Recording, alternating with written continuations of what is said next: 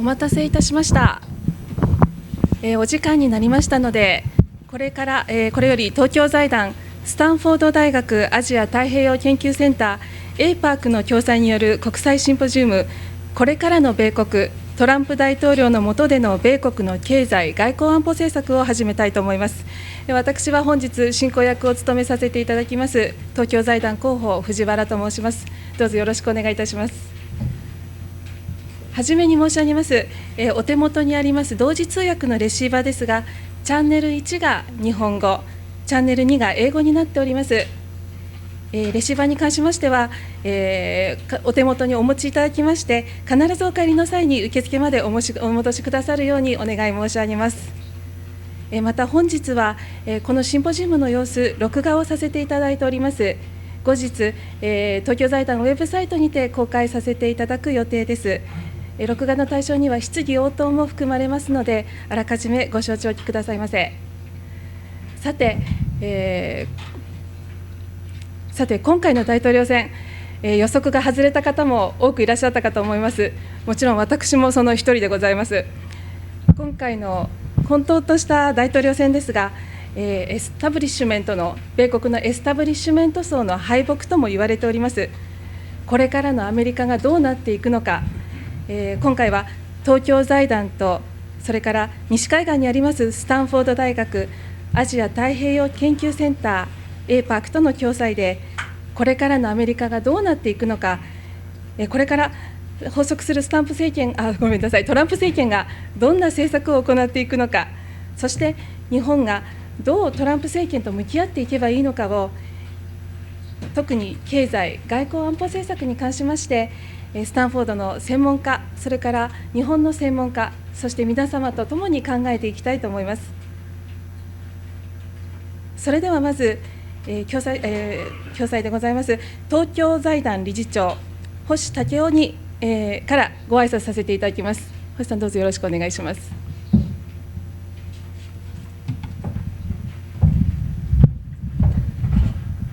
Thank you, Mikiko. And as chair of the board for Tokyo Foundation, what's going on here? So, as chair of the board for Tokyo Foundation, I would like to welcome everybody to a symposium on the U.S. economic and foreign policy under the new administration or Trump administration, which will come in the January of next year. And I'm also the director of the Japan program at Asia Pacific Research Center of Stanford University. So I'm very happy to have my colleagues at both Tokyo Foundation and the Stanford Universities here today to talk about important issues that the US and also Japan and the rest of the world are facing. And since many of you in the attendance, in the audience, understand Japanese, I would like to switch to Japanese at this point. I will come back to English later, but I'd like to make my remark in Japanese for now. And I trust our translators back there can switch back and forth between Japanese translation and English translation smoothly. So now I'm switching to Japanese. Okay. 皆様、ようこそいらっしゃいました。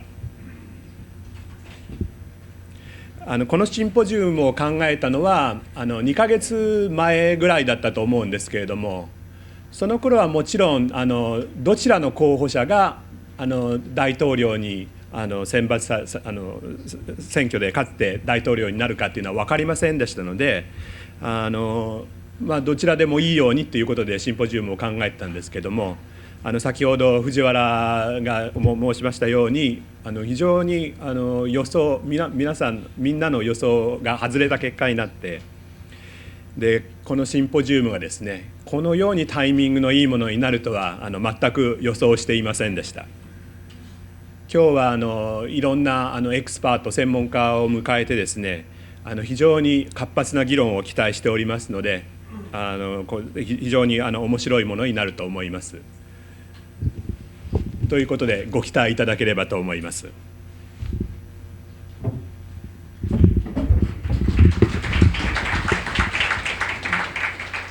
そそれでは引き続きまして、共催者でありますスタンフォード大学アジア太平洋研究センター APARC のギ・ウック新所長にご挨拶いただきます。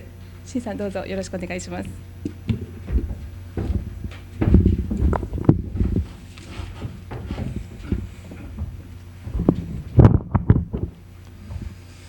Good morning and Ohio. I won't be able to speak Japanese, so I'll just keep speaking in English. My name is Gi-Uk Shin. I'm director of Shorenstein Asia Pacific Research Center at Stanford University. And on behalf of the center and the U.S. delegation, it's my great honor and pleasure to welcome you all to this symposium. And I also like to thank Tokyo Foundation in working with us to organize this timely and very important symposium. And as you know, this year there has been frustration, fear, and even anger as we have seen a dramatic presidential campaign season and one of the most unpredictable and divisive elections in American history. I live in Palo Alto in California. California is basically a democratic state, so we don't really see candidates coming to our area other than fundraising. But even there, we watch the election very cautiously. And then the outcome was not totally unexpected, but still quite surprising to many of us. In fact, when we are planning this symposium, we kind of expected to discuss about Asia policy of the Clinton administration, but now we had to change our remarks at the last minute. So even though we expect the U.S.-Japan alliance to remain very strong, we are likely to face a number of new challenges in economic and security areas. So today we will have two panels to discuss these challenges and how to deal with them, hopefully turning those challenges into good opportunities. I sincerely hope that you'll find the discussions productive and enjoyable. And I also hope that we can do more like this event in Japan in the coming years. Once again, thank you very much, and please enjoy the conference. ありがとうございました。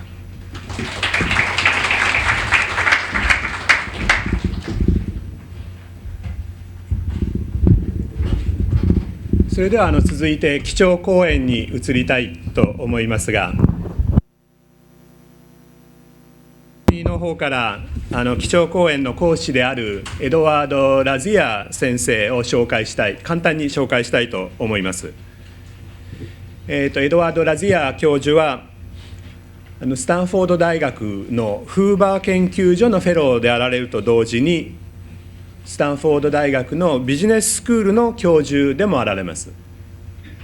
で、専門は労働経済学ですけれども、その通常の労働経済学の領域を超えて幅広い研究活動をなされてきまして、で企業内での労働者のインセンティブメカニズムの話から始まって、アントレプレナーシップ、起業家精神っていうんでしょうか、日本語の場合はとかリーダーシップとか、そういったものに関する研究、さらにはそういった労働市場、それから企業内でのその労働市場のマクロ経済ですね、経済全体へのインプリケーションに至るまで非常に幅広い分野で大変大きい貢献をされてきました。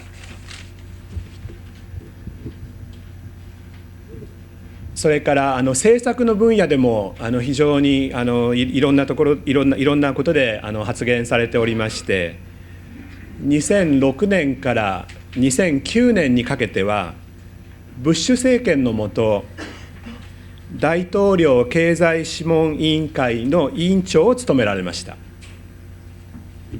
で今日はラジア教授にですね、このトランプ政権下の米国の経済、外交、安全政策ということで、特にその経済政策の方に重点を置いてお話しいただきたいと思います。でそのうちスライドが出てくると思うんですけれども、タイトルはNew President, New Economy, Question Mark ということですので、それではエドワード・ラジア教授をお迎えください。So, Professor Ed Razia.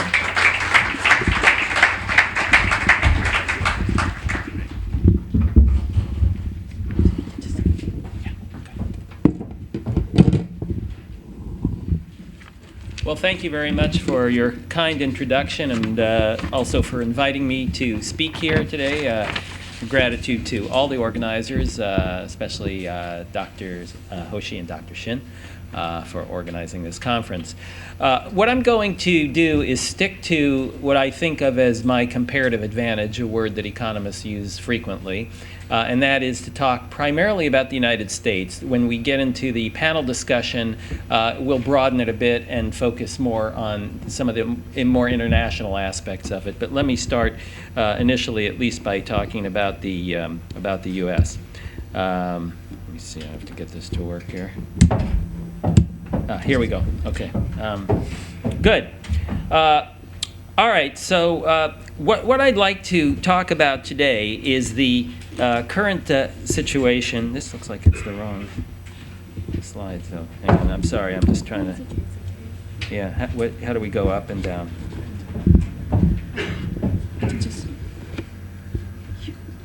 Yeah, that's the one I wanted. Yeah, down. Okay, good. Okay, so just very briefly, let me just tell you where we are. Currently, we have recovered from the recession. We are at about 5% unemployment, which most economists in the United States think of as being full employment. Unfortunately, we are not at full employment in the sense of being back to where we were pre-2007.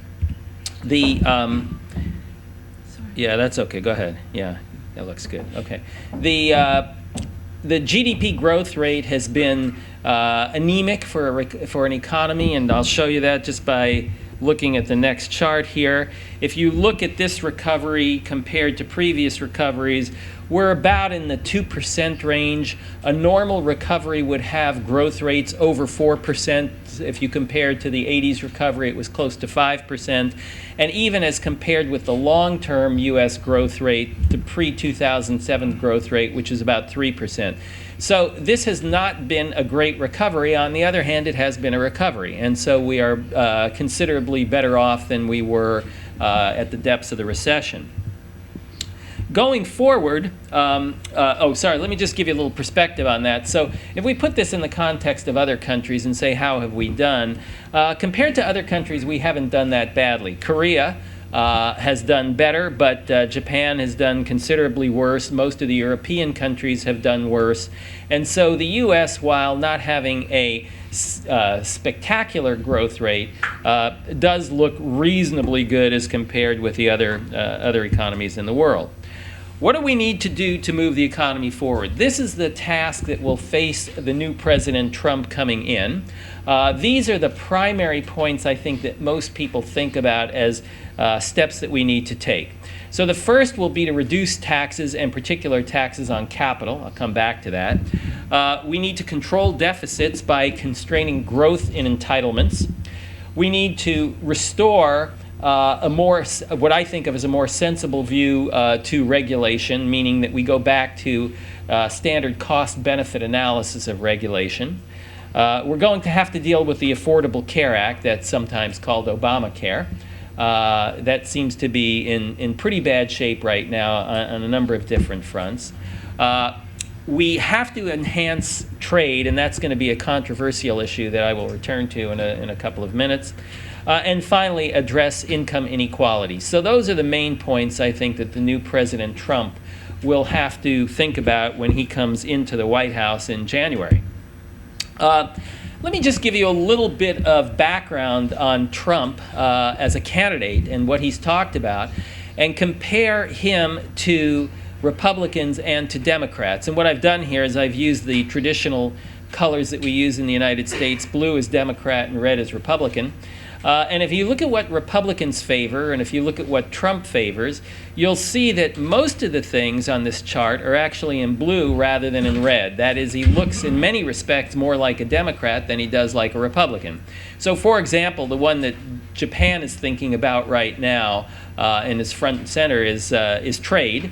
Trump has been probably the premier protectionist as a candidate, the most protectionist candidate I've seen in my lifetime that I can recall. That's a Democrat policy. When trade bills get passed, when you see free trade occurring, it's primarily a Republican coalition with a few Democrats, not the other way around. Impediments to business overseas, a thing that Republicans like. We like to, encourage people to put businesses where they're most efficient. Trump has said explicitly he will tax businesses at 35% for locating plants overseas. That's a Democrat policy. The Democrats, particularly the Obama administration, have worked aggressively to prevent businesses from going overseas, and in particular the notion of inversions, where a large company locates overseas and puts its headquarters associated with a small company, has been one that the Obama administration has gone after aggressively. Entitlement growth. Trump, as candidate, said he would not touch entitlements. This has been a big theme for Republicans. We've got to slow entitlement growth. Democrats tend to like entitlements either as is or want to see them grow. Infrastructure is not a big campaign issue for most typical Republicans. It has been for President-elect Trump. He says he will put in $1 trillion of new infrastructure spending. Again, that's primarily a Democrat policy. Republicans are budget hawks. President-elect Trump has not made deficits a priority, and that's generally the same policy that most Democrats accept as well. Republicans usually oppose increases in the minimum wage. President-elect Trump has said he favors an increase in the minimum wage, again aligns him with Democrats. And then we switch to the ones where he does look like a Republican. Republicans always like lower taxes. The Republican policy for stimulating the economy is almost always cut taxes. Trump is on board with that. That is the opposite of what the Democrats would be encouraging right now. Republicans also like light regulation. President-elect Trump has at least stated explicitly during the campaign that he's going to go after regulation aggressively, rolling back Obamacare, Dodd-Frank, which is the legislation that governs our financial sector, EPA, the Environmental Protection Agency, and other executive orders put into place by President Obama. Finally, he says that he will repeal, and recently said repeal, amend, or replace Obamacare. We'll have to see exactly how that plays out, but that is not obviously something favored by Democrats, and Mrs. Clinton was talking about going in the opposite direction there. So what about tax policy? What do we think that he will do with respect to tax policy? Well, this is what he says, and this has been on his website actually for quite a long time now. I've been following his website, and it's been one of the few things that I would say has stayed stable throughout the campaign period. He's been quite firm in terms of these tax policies. And they would involve lowering personal income tax rates, lowering corporate tax rates from 35% to 15%, that's a big one, instituting a repatriation tax policy, which would mean lower taxes to bring capital back into the United States, and then a number of other smaller details that are not significant in terms of economic growth. Most people, when they look at Trump's plan, nonpartisan foundations, institutes score Trump's plan as being positive for economic growth. Perhaps that's what's being reflected in the U.S. stock market and now markets around the world. It does seem to be a positive, and so in general, that will be good. But obviously, some companies will be affected. If you look at Tesla's stock, for example, it's taken a beating since his election, about 10% fall in the value of Tesla stock, which Tesla gets large subsidies from the government in terms of the implicit cap and trade policy that was put into effect by the Obama administration. The one big problem with the Trump plan is that it implies very large increases in the deficit. So the Trump plan, as it's scored now, would mean about $4 trillion of increased deficits over the next 10 years. That's a really big deal. That's a lot of money. And so whether Congress would be willing to go along with this is something I hope we'll get to chat about during the panel, because I think that's going to be something that we'll need to consider seriously. Trump has not been a big fan of the Federal Reserve central bank policy, although it's not clear what he would actually like. He hasn't articulated coherently what he would like to see the Fed do. As you know, the U.S. Federal Reserve is independent from the White House, at least theoretically independent, and for the most part, in practice, it has been independent. So it's not obvious that he will have a lot of control over that. The one area in which he will have control is that Chair Yellen's term is up in about a year and a half, and she will be up for reappointment at that time, and he, the president, makes the decision on who is reappointed to that position. So that will be his major influence. The Fed actually, just to show you a graph, has been in kind of an odd position over over this recovery.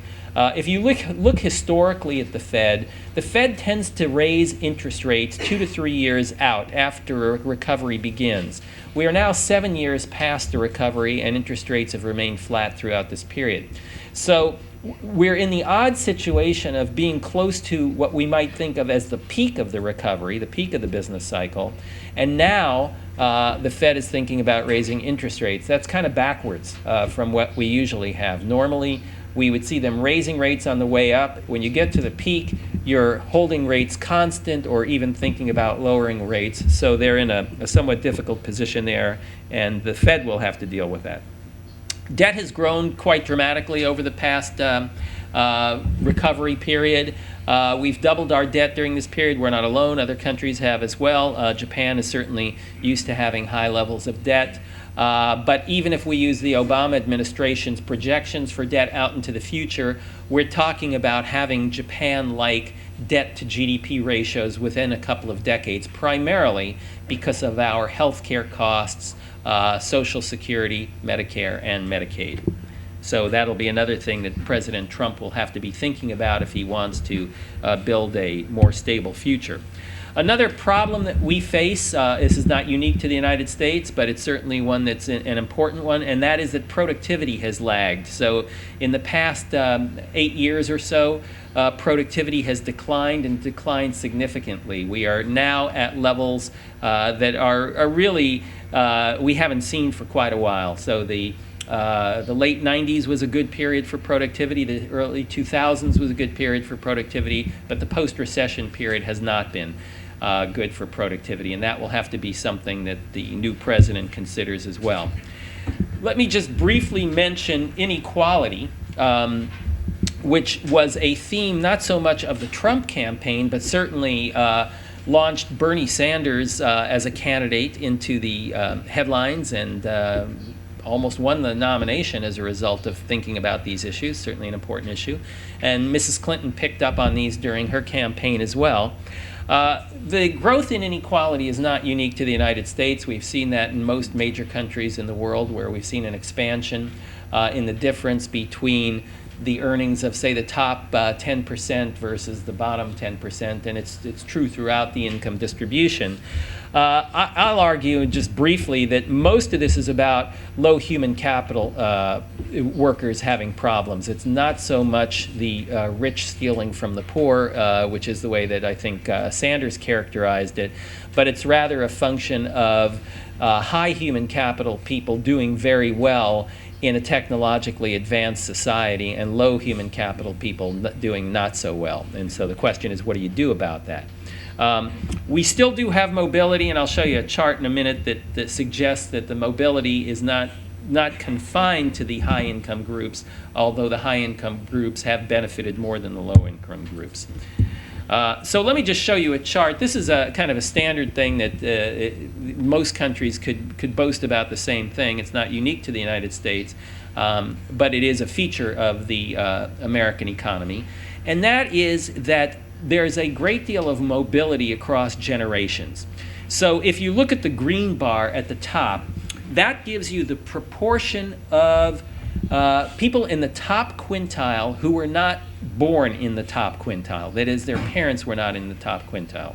And what that tells you is that 60% of the people who are in the top quintile were from families that were not in the top 20% of earners. So those people are, in some sense, the nouveau riche, and that's quite prevalent in the United States, and it's also prevalent in other economies as well. As I say, it's not unique to us, but we certainly exemplify that. It's true, by the way, at the other end also. If you look at the bottom quintile and you say, let's look at the lowest 20%, almost 60% of those people as well were not born into the lowest quintile, but fell into that quintile as a result of events that occurred during their lifetime. So there is a considerable amount of mobility within the society. Okay. The one thing that I would like to point out, and I think this is an important theme not only for the United States, but it's a very important theme here in Japan. We talked about this last night at dinner, had a nice discussion about inequality. And that is that you don't want to think of the rich getting rich at the expense of the poor. That's just not an accurate statement empirically. It's not that the rich get rich because they take from the poor. What tends to happen is the rich incomes grow in good economies, as do the incomes of the poor, but they don't always grow at the same rate. So President Kennedy in the 1960s coined a term, expression called a rising tide lifts all boats. And that does tend to be true empirically. What is not true about that statement is when we think of a rising tide, we think of all boats going up by the same amount because the tide goes up and all the boats float by the same amount. Unfortunately, that hasn't been true, and in recent decades, the reality is that the low-income earners, while they have grown better during good times than during bad times, have not grown at the same rate as the high-income earners. All right, so that's the situation. What positives can President Trump build on? What does he have going for him? Well, let me give you some data. The first thing that I can show you is that the U.S. remains the country of choice. And what I mean by remains the country of choice is, I'll just flip to it. If you look at a market test, I always like market tests. I'm an economist. Economists believe in the market. So what is the market telling us? Well, the market is telling us that there's a huge queue of people wanting to get into the United States right now. If we look at how many green cards, how many immigration permits we issue each year, it's about 1 million. That's been true historically for a long time. And while we issue 1 million, at any point in time, there are about 4.5 million people who have formally applied to obtain green cards and are waiting in the queue. And for some countries, if you're from the Philippines, for example, that wait could be 20 years. So depending on the country that you come from, you could essentially wait throughout your entire lifetime before you'd ever be issued a green card. So that's good for us in terms of our ability to attract good people. It may not be good for people trying to get in. The other thing that I would say is that we are industrious, as are the Japanese. In fact, the Japanese used to be too industrious and kind of dialed it back a bit. So if you look at this chart, what you see is this is the ratio of average hours worked per person in the working age population. And the U.S. leads in that, primarily for two reasons. One is we work long hours. And second, we have very high rates of labor force participation, particularly among women. So our women work at high rates and we work long hours. The Japanese actually used to lead on this. And until, if you looked at this maybe 15 years ago, Japan would be leading. But in the recent decades, the U.S. has taken the leadership. We also have low taxes relative to others. While people on my side of the political spectrum and an economy tend to bemoan the fact that taxes in the United States are high, and certainly some taxes are, corporate taxes are. relative to other countries, we still are a very low tax country. So our ratio of tax to GDP is 25%. If you looked at countries like France, at the other end of that, that's 45%. So we do have a low tax rate, and that tends to be positive for economic growth, particularly low tax on capital. And I think that's where President Trump has to make his biggest mark if he wants to grow the U.S. economy. And finally, we do well at integrating immigrants. So when I say we do well, and of course this is the irony because much of the Trump campaign was anti-immigration, but one of the things that we do very well is integrate them. This is a chart that shows you the ratio of unemployment rates among immigrants relative to the native born. So if you look at Germany, it's a little above 1.8. That says that unemployment rates for immigrants is just about twice the unemployment rate that we have for the native-borns in Germany. But in the U.S., immigrants actually have lower unemployment rates than the native-born. So while that's a little bit of a tricky statistic, you have to look who are the immigrants and so forth, it still indicates that we do a very good job at integrating our immigrants into the labor market. Let me conclude. Highest priority, I would say, for President Trump would be changing the taxation of capital, and in particular, changing taxation on new capital rather than old capital to encourage the highest growth rates. He will absolutely need to repair or replace Obamacare or the Affordable Care Act. That's right now essentially in chaos. Premiums are rising at very rapid rates. Insurance companies are pulling out of the exchanges, and it is no longer viable because of adverse selection. So that will need to be fixed. Mrs. Clinton said the same thing, by the way. She was going to fix it in a different way, but she also would have had to deal with that as well. And then finally, go back to a cost-benefit approach to regulation. The most obvious one is the financial sector. Dodd-Frank bill, which revised the financial sector in some significant ways, will need to be looked at. In my view, probably the Consumer Finance Protection Bureau would be number one, and then the what we call SIFIs, systemically important financial institutions, is not a good way to go. When you have a systemic problem, you need to deal with it in a systemic way and not deal with it on an institution-by-institution basis. Let me stop there, and we can consider more of these points with the panel. So thanks very much.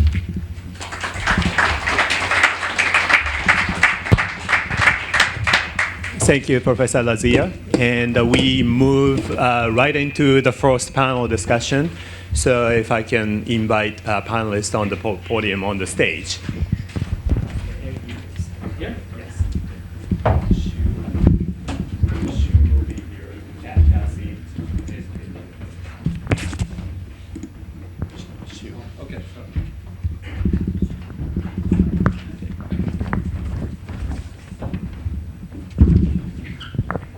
Okay, so the first panel will explore the economic and trade policies of the new administration.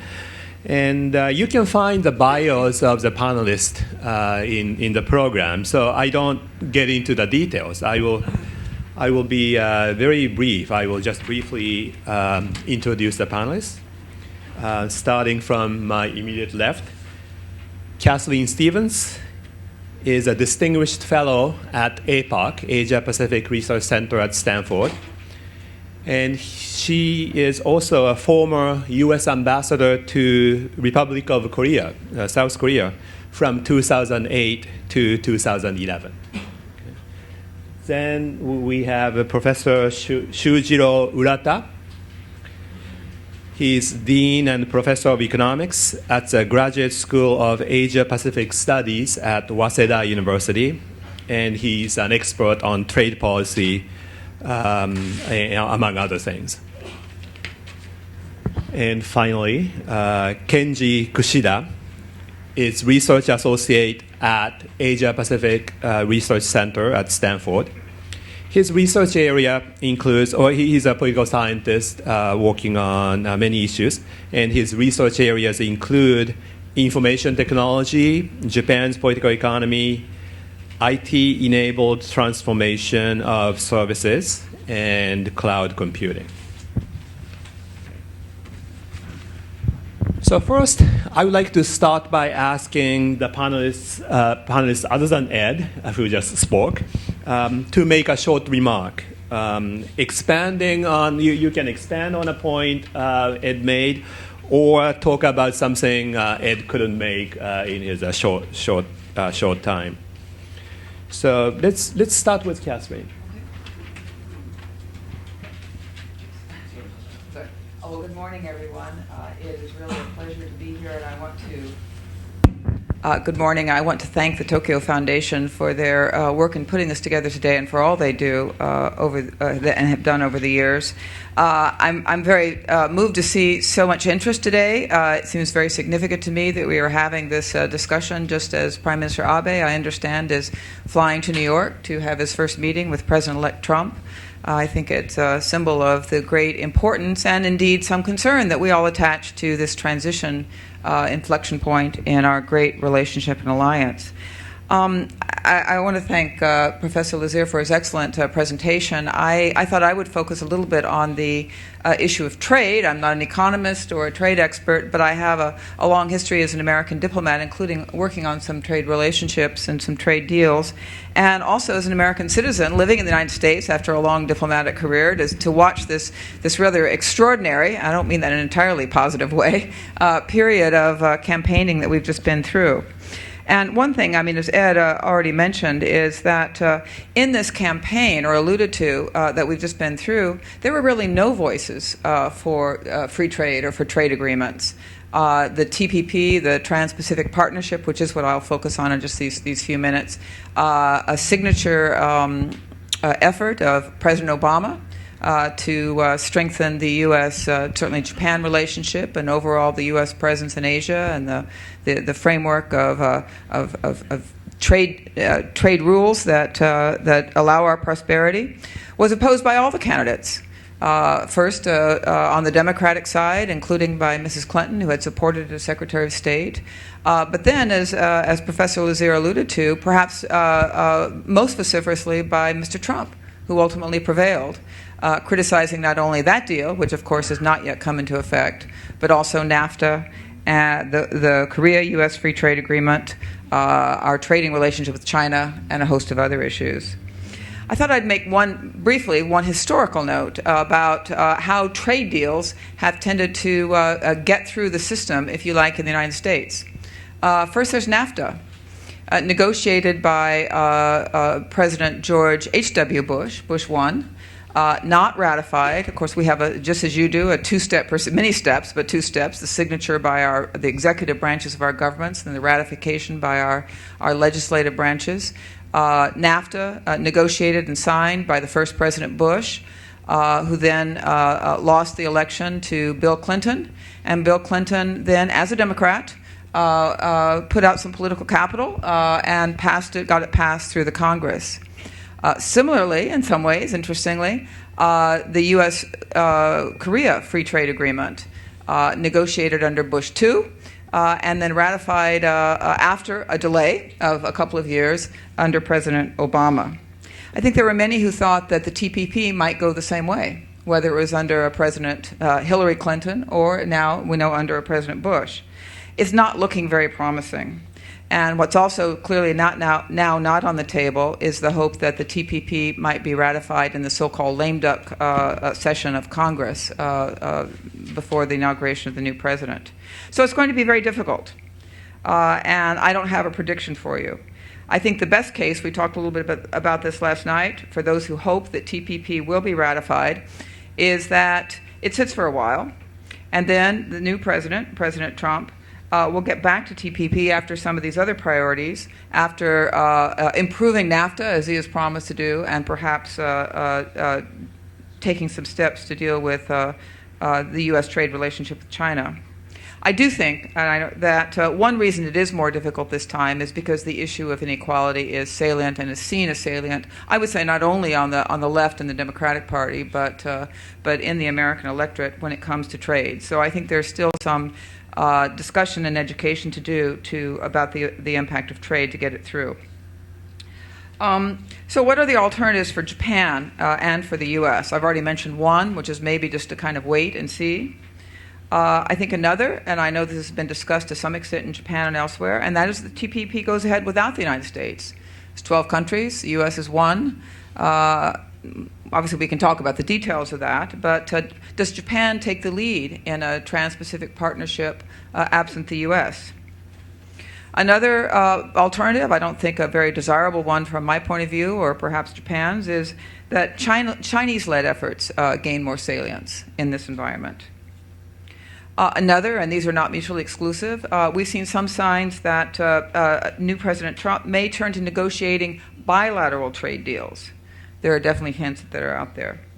But finally, I would just say that the strategic argument for why the TPP, for why setting the rules for free trade is so important, has not yet really been made by, I think, President-elect Trump's campaign, nor yet so far in his transition. And perhaps when we get to the strategic discussion in the next panel, that's also something we can discuss. Thank you.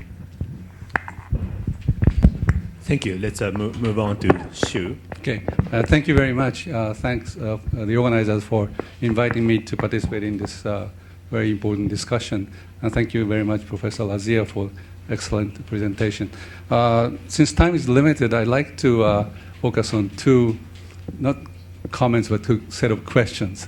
One is market reaction to a new president. And the second one is related to what we just heard, what is trade policy. If I understand correctly, first reaction of the market was negative in the sense that stock prices went down, dollar depreciated, but very quickly it recovered. And now Japanese yen is about 109 yen to a dollar, which is an appreciation of a US dollar. I'd like to know what are the factors which led to a very quick recovery of this market in favor of the U.S. economy. And the second question, which I know is not unfair, because if anybody knows the answer, they would be sitting here, but making investment and to capture the capital gain. But how would you see the prospects of the future of the stock market and the exchange rate, US dollar vis-a-vis Japanese yen? Second set of questions is related to trade policy. If I understand correctly, Mr. Trump was arguing in favor of protectionist policy to, of course, protect US workers, but at the same time to revitalize the US manufacturing. Two questions. What can he do? In other words, he talked about increasing tariff rates on imports from Mexico, from China, maybe from Japan. Can he do that without really getting agreement from the Congress, for example? What about the NAFTA? He talks about renegotiation or withdrawal from NAFTA. He talked about the withdrawal from the TPP. What can he do? And then the second question is, suppose these policies, what he argued in favor of, were enacted. Do you think this will help U.S. manufacturing to recover? I'm just curious to know what would be possible impacts of these protectionist policies. Somewhat related to this point, the last question, I don't know how much time I'm left, is the suppose TPP survives. I'm quite optimistic. I hope that will be the case. Suppose TPP survives. What do you think Mr. Trump will ask Japan to do? Does he want to reduce agriculture protection in Japan, or to make a new deal for the U.S. car exports to the United States? And so what do you think he wants to do with Japan if TPP survives? Since I seem to have 1 minute left, I'd like to ask, one more question. That is the consistency of his policy. This is about the equality issue. To me, providing entitlement, providing subsidy to the poor, that will, of course, improve the living standard of the poor. But at the same time, he talks about reduction in income tax for all the groups of people. Does that lead to increasing inequality? And also related to this, relating this question to trade policy, increasing tariffs, what would that do to the low-income people? Wouldn't that be a pretty, bad for the low-income people? If that's the case, I don't think his policies are consistent. I'd like to hear your views on this. Thank you very much. Okay, Kenji. Thank you very much. It's a pleasure to be here. I would like to focus on two areas that are related to innovation and competition policy. And this actually, Professor Lazier's slides about the U.S.'s low productivity is a nice starting point. In order to get higher productivity, often you need more competition. So how do you get more competition? 競争の度合い, competition, because this becomes difficult with words as they're translated. Is deregulation the best way to increase the amount of competition? 規制緩和, does that equal increase in competition? Or do you often need an increase in the number of rules, in the number of good rules? Re-regulation plus deregulation. Deregulate bad rules plus make new rules to make competitive markets more competitive. And so then this is a framework for us to look at what the new president will do. Is the rhetoric of often used by politicians, we need to deregulate to make things more competitive. To make more competitive, therefore we need deregulation. This often underlooks this need to make smarter and sometimes more regulations and more organizations to manage competition. So, for example, anything that uses infrastructure networks like broadband or internet-related things. And in Japan, we have the recent development of mobile virtual network operators making the gekiyasu keitai, the very cheap cell phones, because there are new rules imposed on the infrastructure-owning carriers to lease out their infrastructure at low prices. An increase in regulations led to more competition, leading to lower prices and more diversity. So, if we look at just stock market reactions, are they reacting to an increase of competition or a decrease, a potential decrease of competition?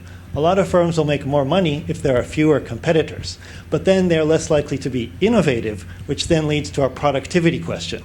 So in the rhetoric, I would urge you, because sometimes they say it's deregulation, but they actually are putting in good new regulations, but that is not a very good political selling point, saying we're going to increase regulations. However, I would urge you to look at, and this applies to Japan too, this equation of increase in competition often requires both deregulation plus re-regulation, done very well. One trajectory to look at. The second trajectory I'd like to look at, and this is relevant for Japan as well, is a particular type of innovation policy in the US, which is network neutrality. So as we know, Silicon Valley has produced wave upon wave of the US's most innovative and now most wealthy companies. Apple, Google, they have the highest market capitalization and the largest cash holdings. Lots of wealth was created and they have been innovative. A lot of these Silicon Valley owes itself to the ability to use the internet as an open platform. In other words, the network carriers who own the infrastructure have been forced to lease out their lines at the same price no matter who the user is. They have been forced to not have pricing that discriminates between, say, their own services or other firms' services.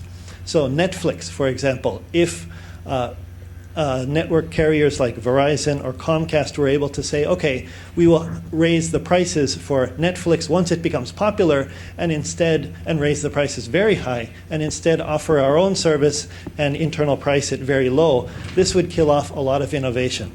So the bottom line is that a lot of Silicon Valley innovation that we look at as the responsibility, the outcome of lots of startups, were actually protected by a consistent and persistent orientation by the FCC, the Federal Communications Commission, to make sure that infrastructure players were not able to overwhelm and dominate content providers.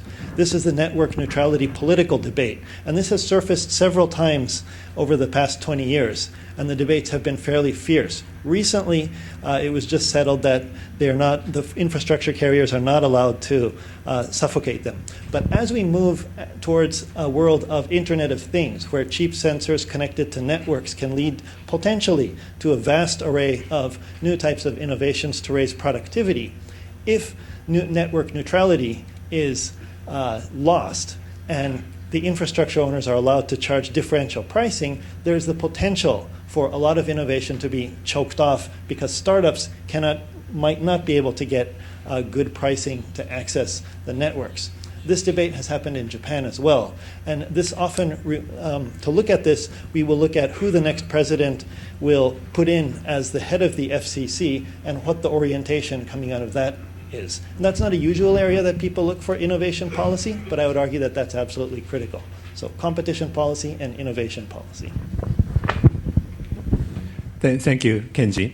And I would like to give some time back to Ed as well. But before I do that, I'd like to add my question to the list of the questions raised by the panelists.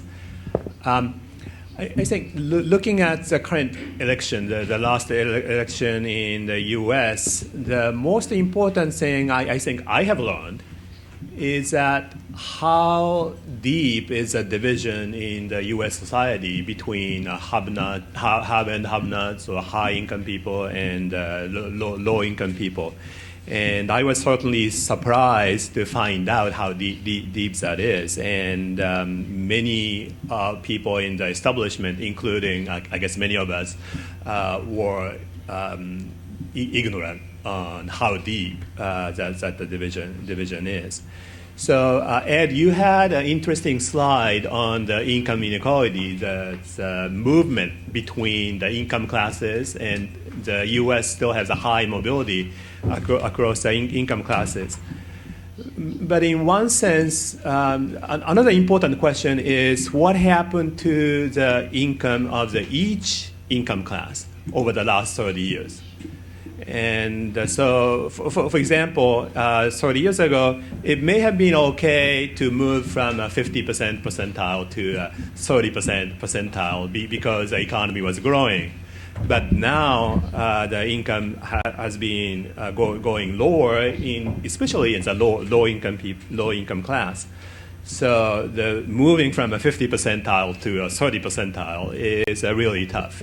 So looking at the level seems to be a more important thing to do in some sense, and I'd like to get a response to that. And as many of you mentioned, income inequality will be a huge issue going forward for the new administration for the U.S. So I would like to ask Ed and also other panelists too. What would the Trump administration do, and more importantly, what should the U.S. government do to solve this income inequality problem?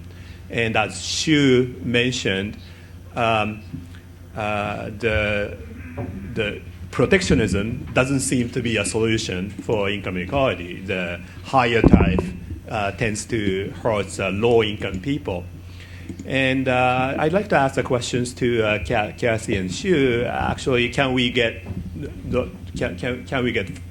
further and argue that globalization, if combined with a kind of a right policy of a social safety net, can actually help the low-income people, or can help reduce income inequality in the U.S. or in the society. Okay. And finally, to Kenji, you are an expert on Silicon Valley innovations. And in Silicon Valley, there are lots of wonderful things that are happening with the innovation. And as you mentioned, it's important to have the right amount of regulation. But the one problem happening in Silicon Valley has been also increasing income inequality. So do you see any, say, a technology-based solution or the part of a solution for income inequality issues? So let's get back to Ed and other panelists. Well, lots of questions, more questions than probably my whole talk put together. Let me try to go through a few of them quickly and tell you give you some reactions to what I think might be going on. Kathy started by talking about the benefits from trade and mentioned manufacturing. That came up in Shu's comments as well. The one thing I would point out is that I just want to reiterate what Shu said, and that is that the people who tend to be the biggest beneficiaries of trade are at the low end of the income distribution. And the reason for that is obvious. It's that those are the people who buy primarily manufactured, traded goods that move across borders. The very high-income people tend to buy services, and as a result, don't benefit as much from trade. Now, this has been an important aspect of this particular election because I think, as Hoshi-san just pointed out, when you think about the divide between the rich and the poor and how that showed up in this election, it wasn't so much the rich and the poor, it was actually the rich and the middle and lower middle. And it was the middle and lower middle that put Donald Trump in the White House. They are the ones who suffer most dramatically from changes in the structure that can be most reliably pinned on trade. Now, I'm not against trade. In fact, I'm a free trader.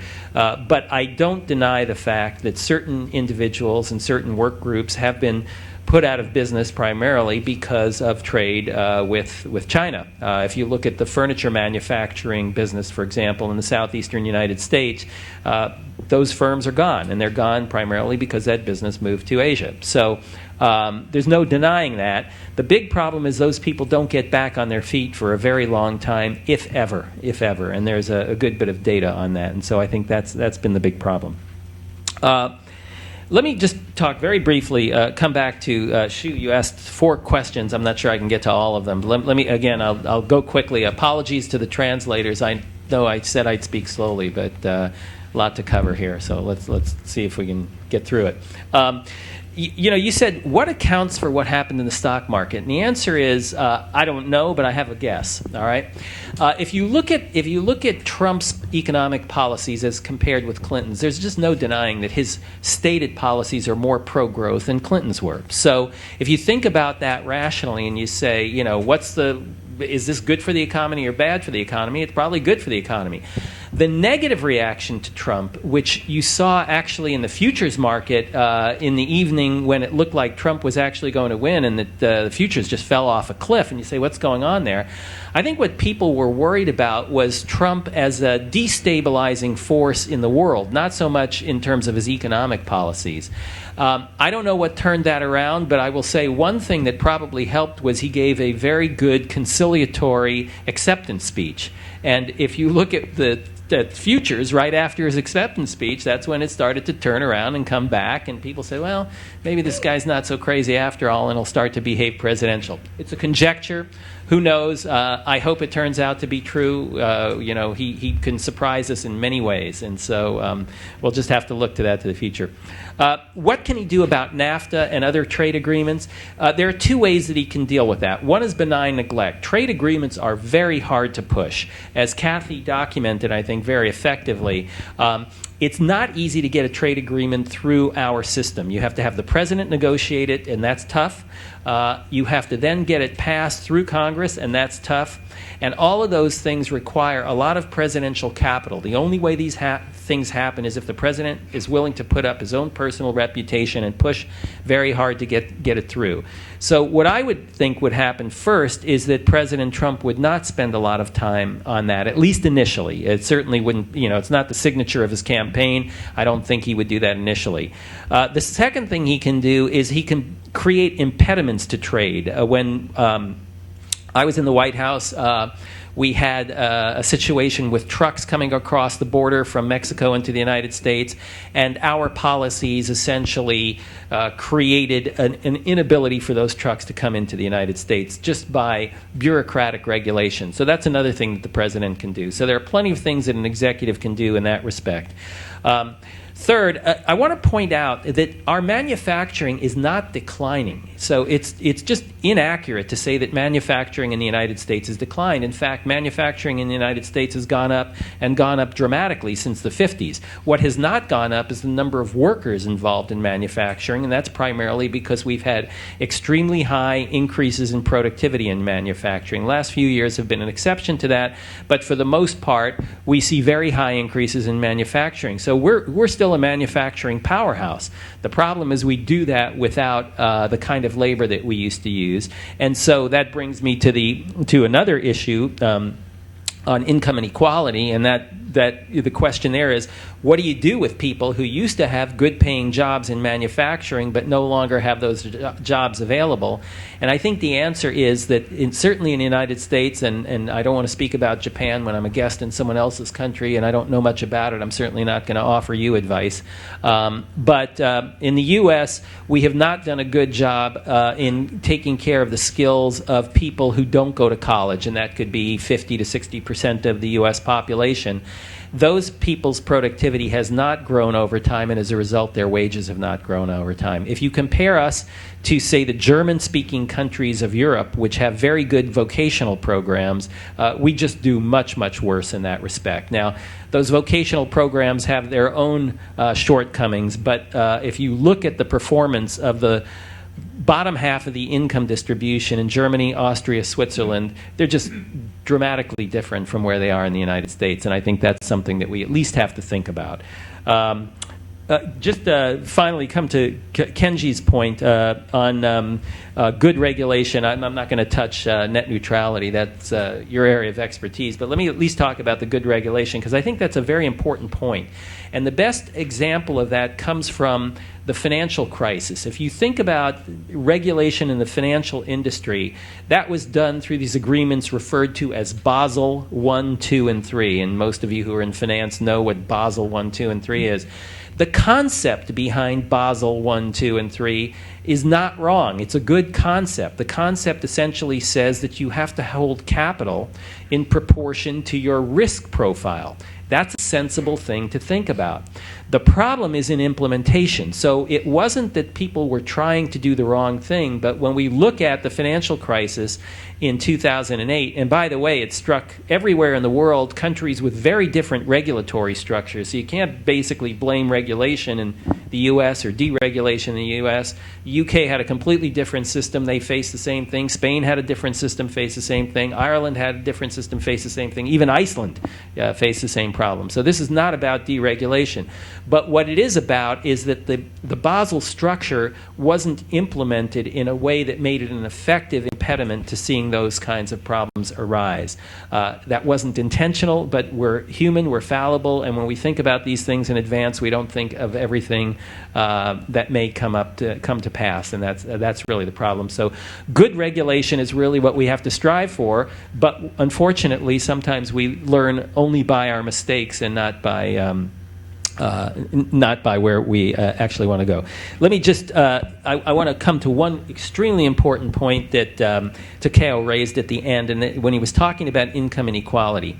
There's an important theme that I think we tend to forget, and that is we tend to look too much at within-country inequality and not world inequality.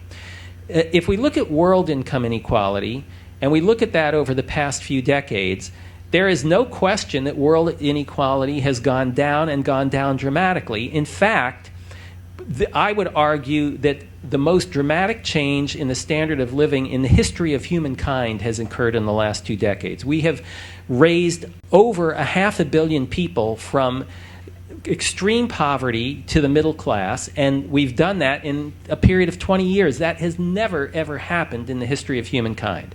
How did that happen? Well, we know how it happened. It was primarily China and India moving away from their command economy structure, and India very strong socialist influence, and moving more in the direction of markets and allowing markets to take over. Now, what happened, of course, is within China you saw very large increases in inequality. So inequality grew dramatically within China.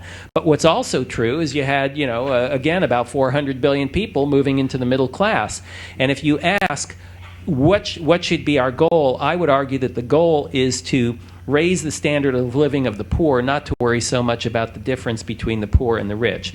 So I think when we focus on inequality, we have to be careful not to kill the goose that laid the golden egg. In particular, what we have to do is we have to understand what are those policies that are most likely to raise the incomes of the poor and focus on those primarily. Let me stop there.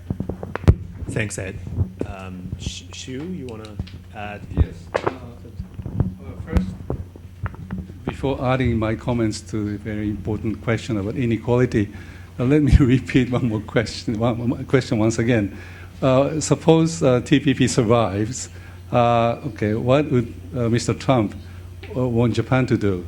To reduce agriculture protection, or to limit the amount of car export to the U.S., or what does he want to do?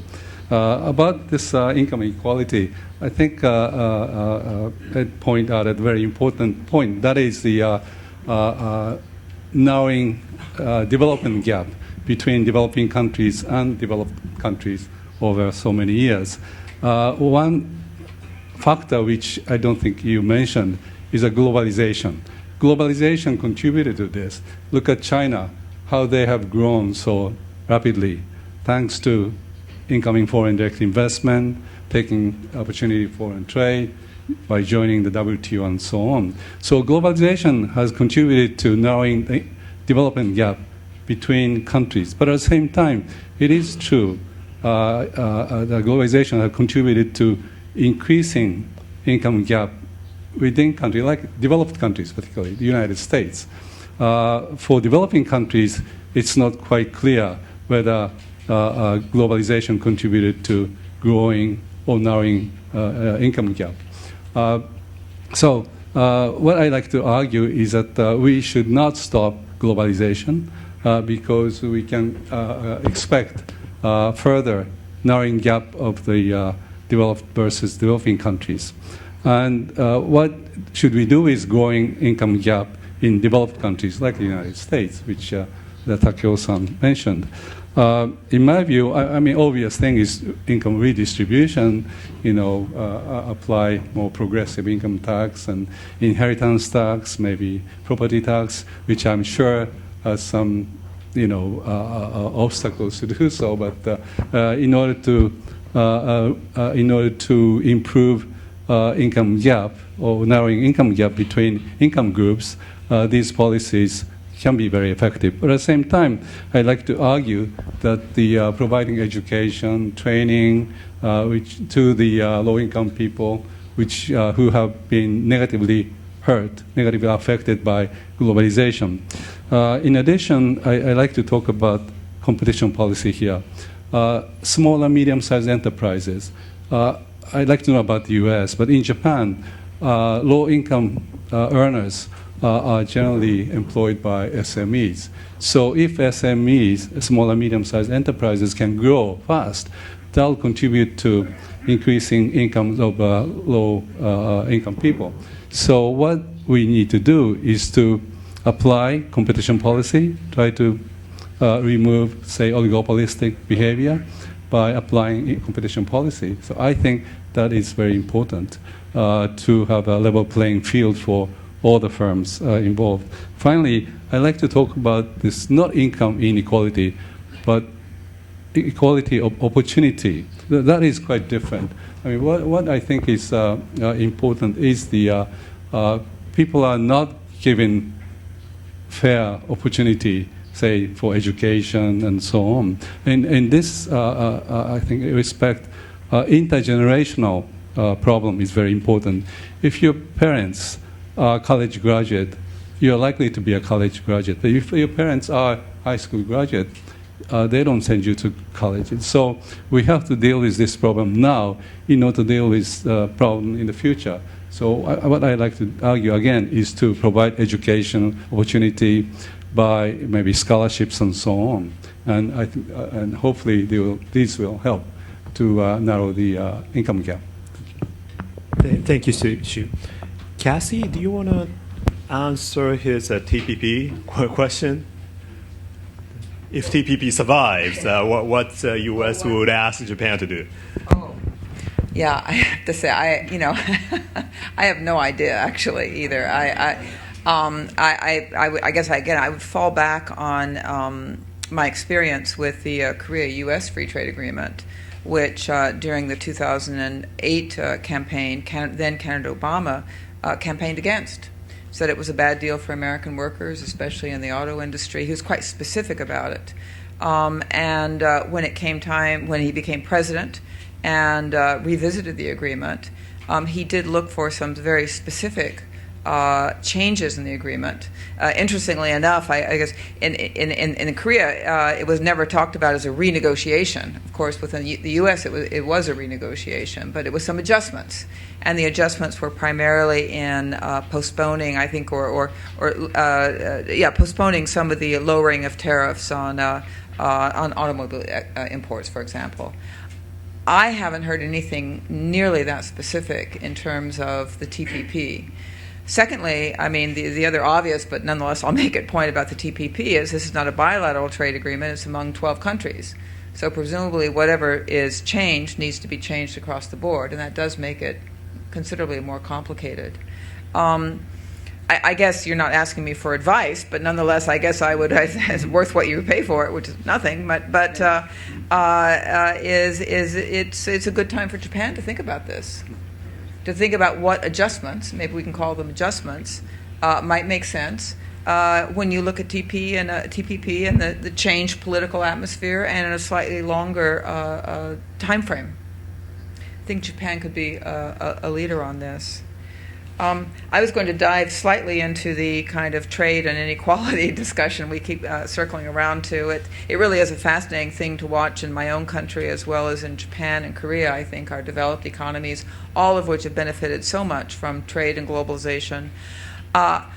I would observe that in the United States, notwithstanding the anti-trade rhetoric and positions of all the candidates in this last election campaign, polling shows that support for trade, understanding of trade in the United States is at an all-time high.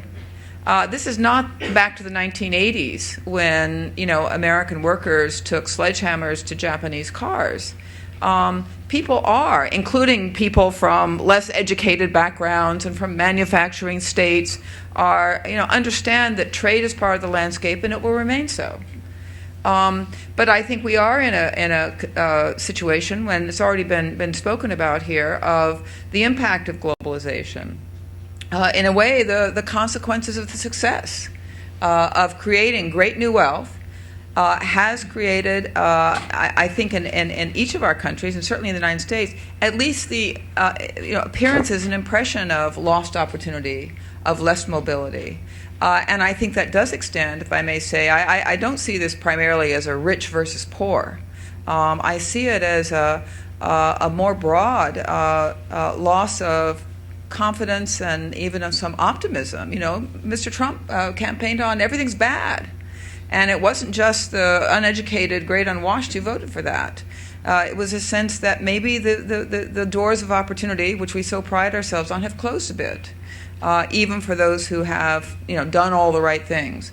And I think that is a challenge for our new leadership. I'm optimistic that we can live up to it. But I think that when we look at the things that get blamed on trade, and including by President-elect Trump and his rhetoric, it does go back to a sense of for the middle class and for those trying to be upwardly mobile, things like education, access to health care, a good infrastructure, the kinds of public goods that in many of our minds used to be more accessible have become much more expensive and have become somewhat privatized. So I think that's the other part of the debate that's happening in the United States. Okay. Kenji, I'll give you 2 minutes before we open up for a floor discussion. Okay, since I have 2 minutes, I was not going to advertise my book, but most of the points I'm going to say, I just came out with a book in Japanese called アルゴリズム革命の衝撃, The Disruption of the Algorithmic Revolution.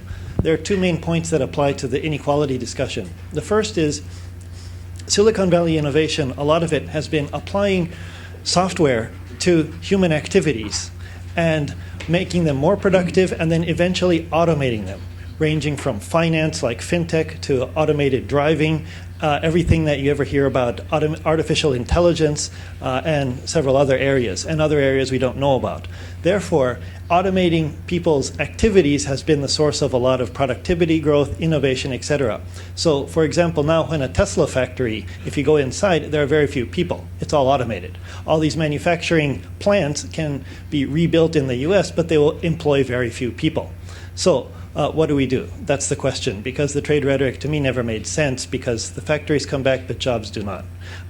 And everything is growing at an exponential speed in accordance to processing power, increase in availability, and decrease in price. Never bet against the exponential. The second point from that is about AI, artificial intelligence. The usual debate is that artificial intelligence will automate low-end jobs and high-end skilled jobs will be okay. However, there's also a branch of AI called IA, intelligence augmentation, where you can have low-skilled people doing high-skilled jobs. So Komatsu, actually right across the street from here, is a wonderful example of Japanese example of that. The diggers, very low-skilled people, can actually do the processes that used to require 10 years of experience, because the machine has a lot of sensors and they will stop you before you make a mistake. So therefore, we've just converted high-skill work into low-skill potential work. So instead of counting the number of jobs that will be automated by AI, we should figure out what kind of jobs are now high-end that can be done by low-skilled people, and what those high-end people can do next. How do we count this? We don't know yet. So I do not believe the consulting reports and whatnot that say this many jobs will be automated with AI. However, IA, this might be the way forward. How do you deal with a large number of people that don't have a lot of skills? Well, if you can get them to do higher skilled jobs, this can actually free up the higher end people to do other things. So that's what I'll leave you at. One minute on this, because I have to apologize for not answering your question, and Kathy took a shot at it. Let me take a shot at it as well. I guess what I would say if I were President Trump and I were saying, what do I want from the Japanese? What I would want is free trade and services. And the reason for that is that, remember, all modern economies are primarily services. In the U.S., it's about 80%. And most of the restrictions on trade are restrictions in services right now. If you look at where low-income people are going, so kind of coming back to the inequality issue, and I'm thinking, where are those people going to be employed? They're going to be employed in services. And so to the extent that President Trump were going to push the Japanese, or to the extent that you were pushing us on this, I would say, focus on the services side. That also feeds into his pitch on inequality and opportunity, which I think is an important point. One of the things that he tried to do during the campaign was to try to get more African Americans involved in supporting him than have traditionally been the case with Republicans. He succeeded a little bit. But basically his pitch was, what do you have to lose? You've been looking at decades of terrible situation, inequality and opportunity, and we need to turn that around. So I think we ought to hold his feet to the fire on that. Let's see what he can do. So let's open up for questions, and I will take 2 or 3 questions.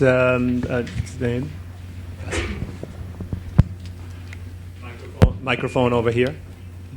Yes. Thank you for taking my question, and thank you for the stimulating discussion. My name is Kaori Ida with NHK Public Television. I have a question to Professor Lazier.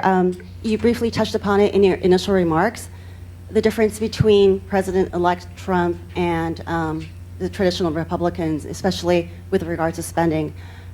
Last week in Japan, the CEOs were in a state of shock, saying that, oh my gosh, what's going to happen to trade? But this week, everybody's focusing on infrastructure spending and being more positive that the Republicans hold both both Senate and the Congress.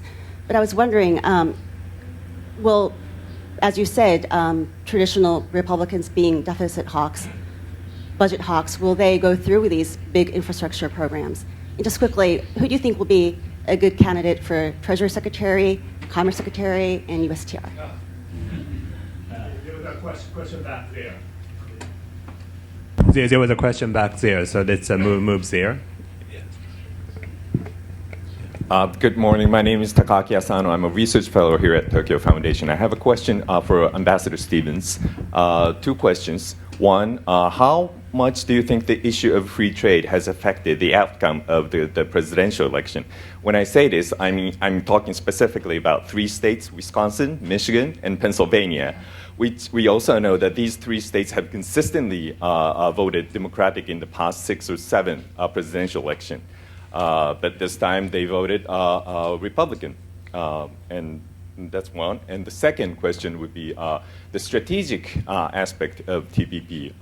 Here in Tokyo, you invoke China card and say that it's not China, it's us that who should write the next rule for economy. It works very well, as you know. But suppose TPP survives the January 20th, as Dr. Urata put it. Do you think stressing the strategic side would be a positive to persuade Mr. Trump and his supporters in terms of TPP? Thank you. Let me take one more question. And I guess you can ask question in Japanese too. Yes. 政策問題研究会の石村と申します。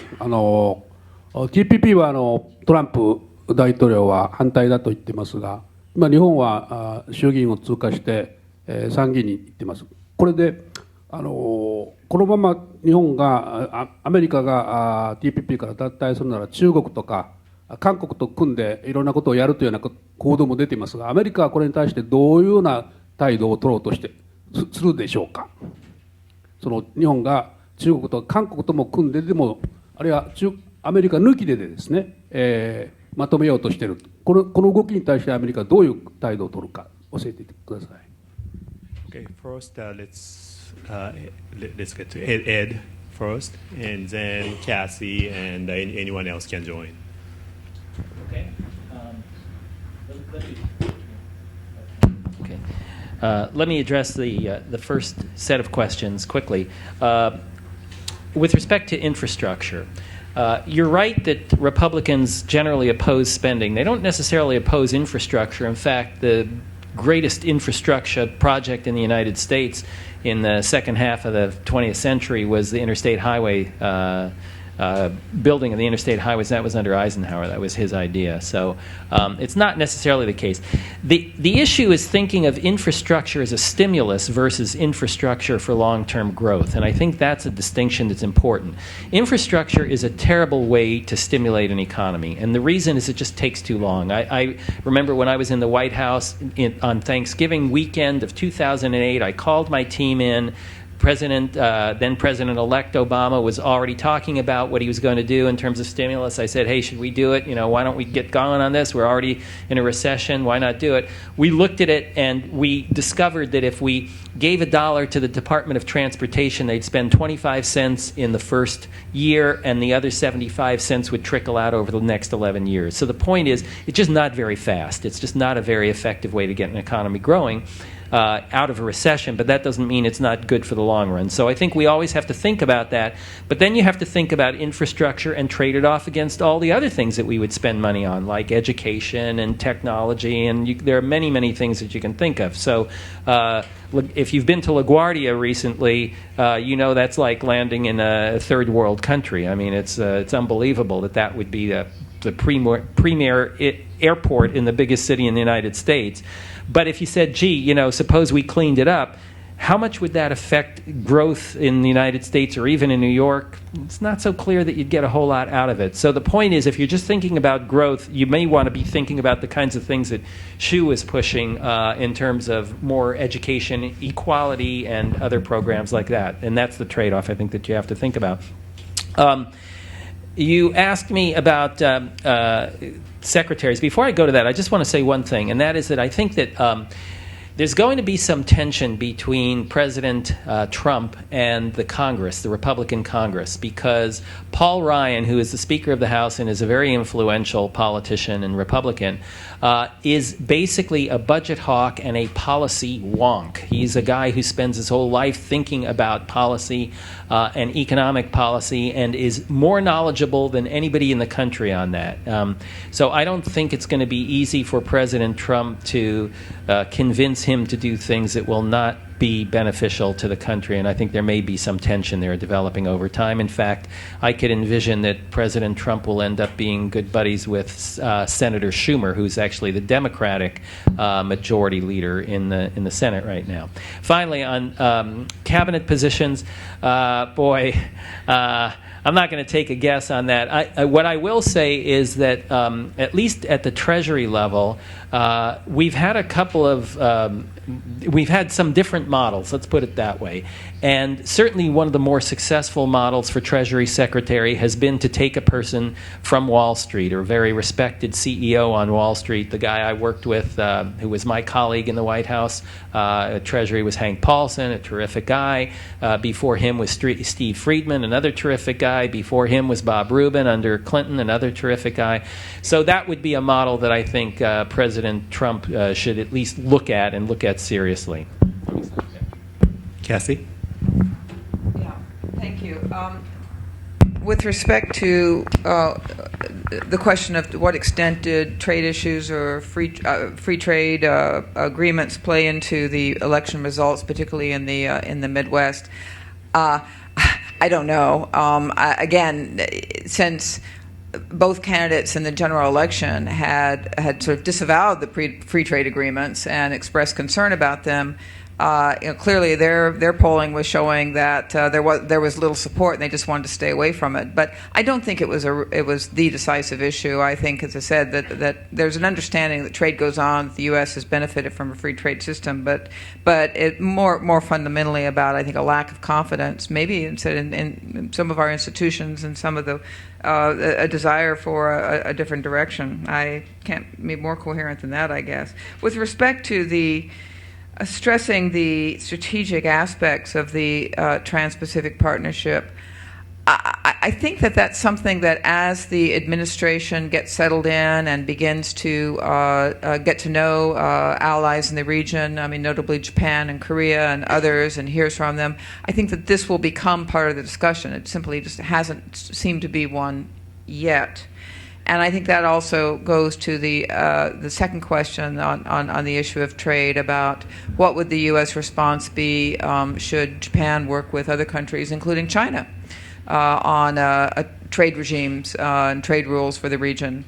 I think in general terms, the U.S. has taken the approach that the substance is more important than who's in them, but certainly they should be inclusive, and we want to play a role. Mr. Trump has been a little more ambivalent about what the U.S. role is, but I think that sort of discussion and participation by Japan would raise the issue, raise the salience of it, and I think help clarify our own views about U.S. interests and remaining embedded in a very open and inclusive trading and economic architecture in this region. Thank you, Cassie. And time is running out, and I apologize to Shu and Kenji that I can't give you the times. But let me close the panel here, and please give a big applause to the panelists.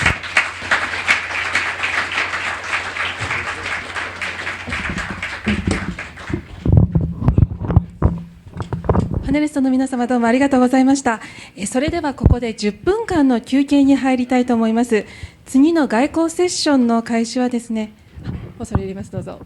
それ皆様もう一度大きな拍手をお願いしてもよろしいですか。恐れ入ります。次の外交セッションの開始、10分後11時10分とさせていただきます。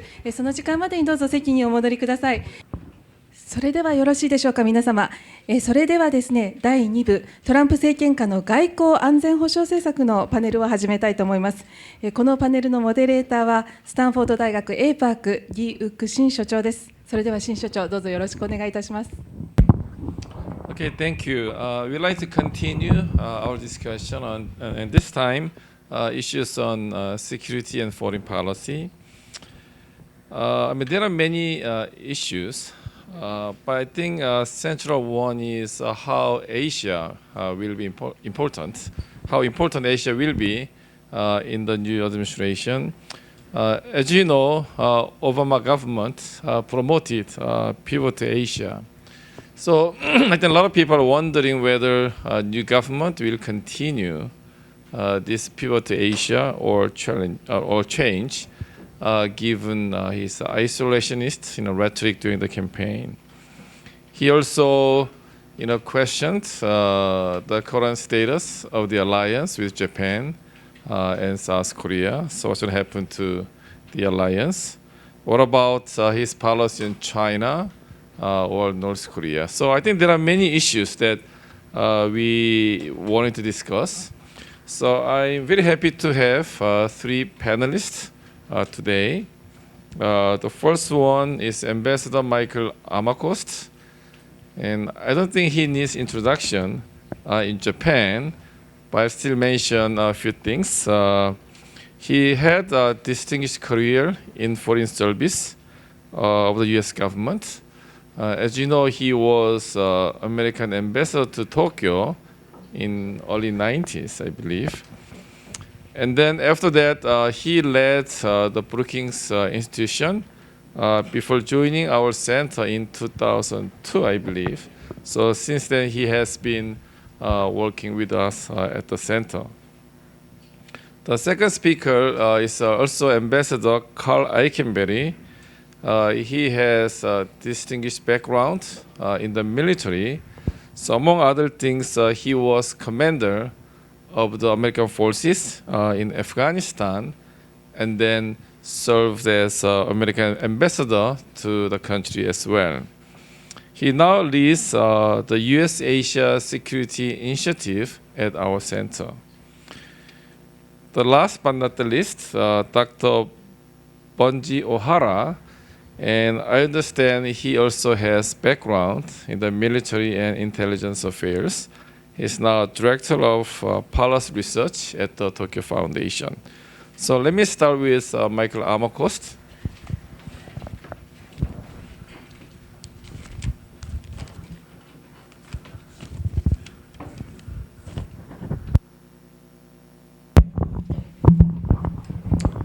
Thank you very much.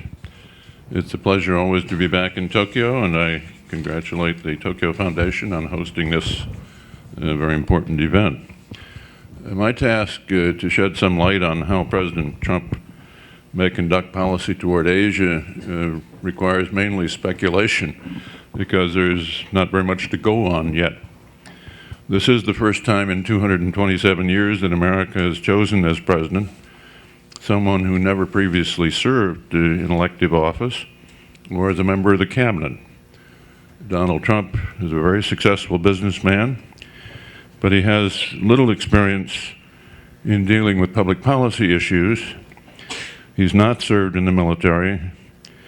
He has said or written relatively little on foreign and national security policy, nor is there anyone, I believe, within his personal entourage who is known as an expert in these fields. On the other hand, successful presidents are not remembered for the plans they brought with them to office. They're remembered for the way in which they responded to events which were largely unanticipated. But it's difficult, given the relative lack of experience, to infer exactly how President Trump will react to unexpected events. He has, to be sure, begun to announce some appointments, but the appointments announced publicly to date are domestic appointments in the White House. Mr. Priebus' appointment, I think, was a gesture to the national Republican establishment in some respects. And I think the appointment of Mr. Gannon as chief strategist and senior White House counselor, is picking a man with a long association who has very strong views, not necessarily mainstream views either, but who will be a player and is a nationalist and a populist who has been close to Mr. Trump for some time. We're yet to learn who will run the State Department, Defense Department, National Security Council, Intelligence Community, Trade Representative's Office, so we don't really know who will be advising the President on a daily basis on these national security issues. You'll recall that Mr. Trump basically ran against the Republican establishment.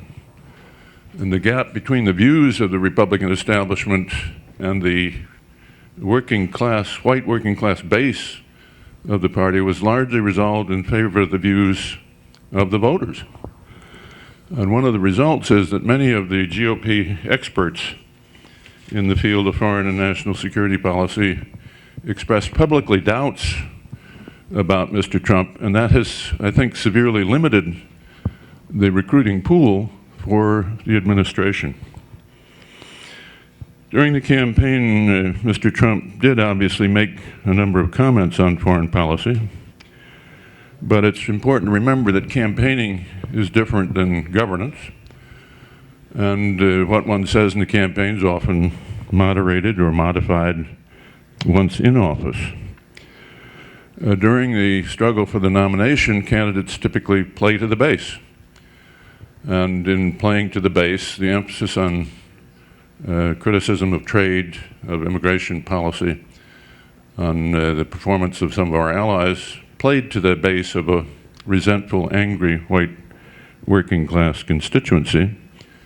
During the general election campaigns, the party nominees typically pivot to the center to gather in votes from centrists and independents, but I would say this year there was very little pivoting to the center, either by Mrs. Clinton or by Donald Trump. And during general election campaigns, it is normal for our candidates to throw out quite a number of aspirational goals in order to appeal to a wide variety of constituents. It is not typical to formulate a strategy, because strategy requires consideration of costs and risks and tactics and timing, and it's on those matters that one can alienate constituencies. Therefore, we know a bit about Mr. Trump's goals. We don't know exactly how he would proceed to implement them. The campaign did reveal a couple of things about the mood of the American public. The free trade, as has been said, had no champion. Democracy promotion overseas was a dog that didn't bark. And the central issue, atypically, was not the size of government, which is often the central issue in our campaigns. It was the openness of our borders. I don't recall any other election in my adult life, or even my whole life, where neither major party candidate promoted free trade. Mr. Trump's protectionism, I think, is grounded in a conviction that trade is often a job killer. Mrs. Clinton's protectionism, I think, was more tactical and was designed to accommodate a constituency with which she was competing with Bernie Sanders for votes, namely the labor unions. As for democracy promotion, normally presidential candidates talk as though democracy is the solvent or the solution for much of the world's problem. This rhetoric was missing in the campaign, and I don't think the reasons are particularly mysterious. For nearly 15 years, we've fought long, costly, inconclusive wars in Afghanistan and Iraq. The public is war-weary, it's war-wary, and I think it perceives that we're not especially adept at transforming the internal institutions of other societies.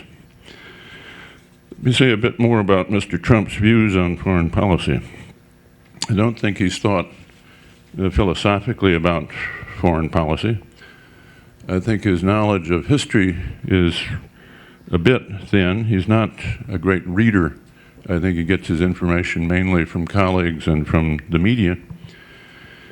And it has struck me that in his conduct to date, he doesn't seem to regard the balance of forces as a central concept in his thinking about policy. Russia has been acting in Eastern Europe and the Middle East in ways that upset the balance. And yet Mr. Trump's remarks about Putin or Russia do not reflect a perception of that reality or concern about it. The TPP was designed as a trade agreement, but it was also clear it could potentially inhibit the Chinese influence in Asia and the Pacific. Yet Mr. Trump to date has rejected the deal without hinting that it had that kind of geopolitical significance. I suspect that will come. Trump's views on foreign policy strike me as primarily transactional. He is a negotiator. I think thinks of himself as making good deals, and he's done a lot of deals in the real estate field. Whether that translates into negotiating skills on issues with sovereign states, where many of the issues are freighted with heavy cultural, historic, political overtones, I don't know. I suspect he'll be rather good.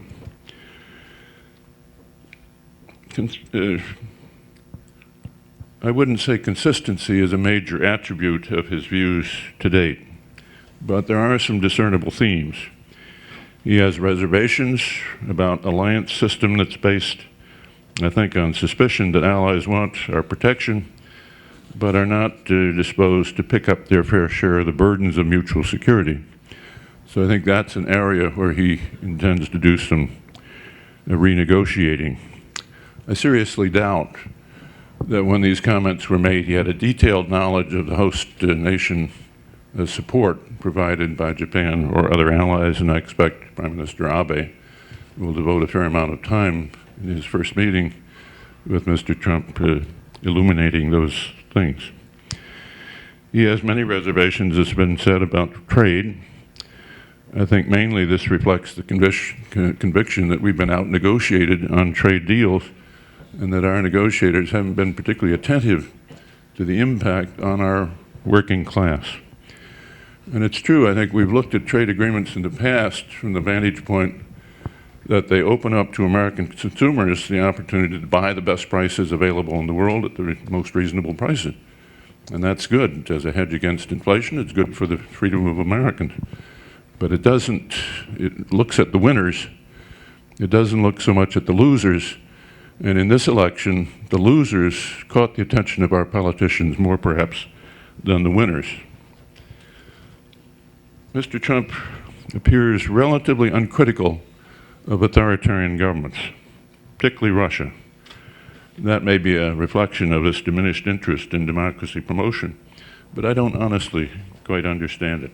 He's been quite critical of China as a currency manipulator, thought of us as a victim of Chinese trade tactics. Those views have softened a bit more recently, but that will be a central issue. He's hinted at one stage that perhaps Japan, South Korea, and Saudi Arabia might contemplate a nuclear option to enhance their self-defense. That would turn our non-proliferation policy of a couple of generations on its head. He has not said that recently. Indeed, I think now he's denying he ever said it. So his views on policy, I think, are a work in progress. We're halfway through our election process. First phase, nomination, then general election, then a transition, and then a startup phase for a new administration. The transition, I think, will be devoted to three tasks: getting a team together. The options there are a team of rivals, like Carter administration, Brzezinski, Vance, or a team of colleagues, as in the George H.W. Bush administration. Second, he'll be tweaking the procedures of foreign policy making. That's a particularly important task this time because under Mr. Obama, the White House has been extremely dominant. The NSC staff has grown in numbers. I've served on the NSC staff and it had about 50.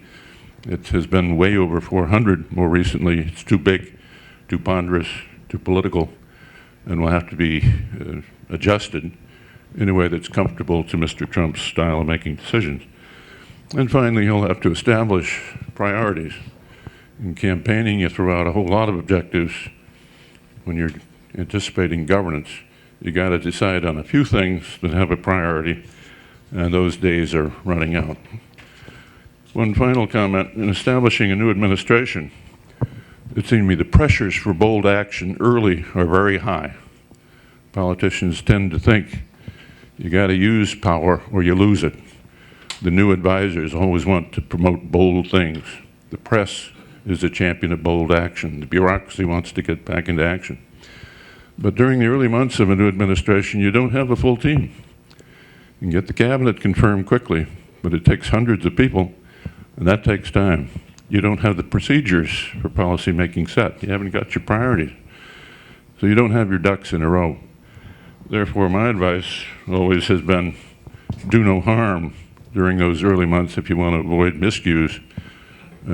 Avoid trying simply to make a splash.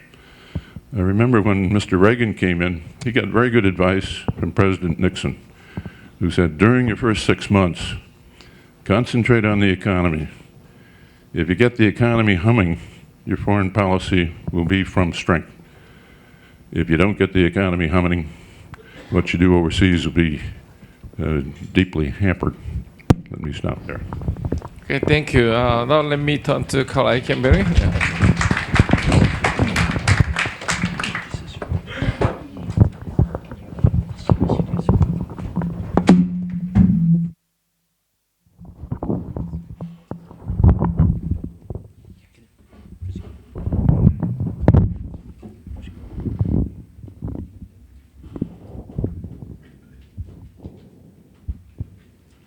Thank you.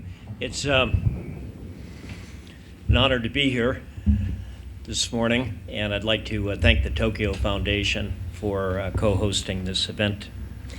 I have some very brief remarks that I'd like to make about the Trump administration, the president-elect's expected defense policies and military strategies, both globally and in the East Asia region, and talk a little bit about what we might speculate his strategy and policies regarding U.S.-Japan defense relations will be.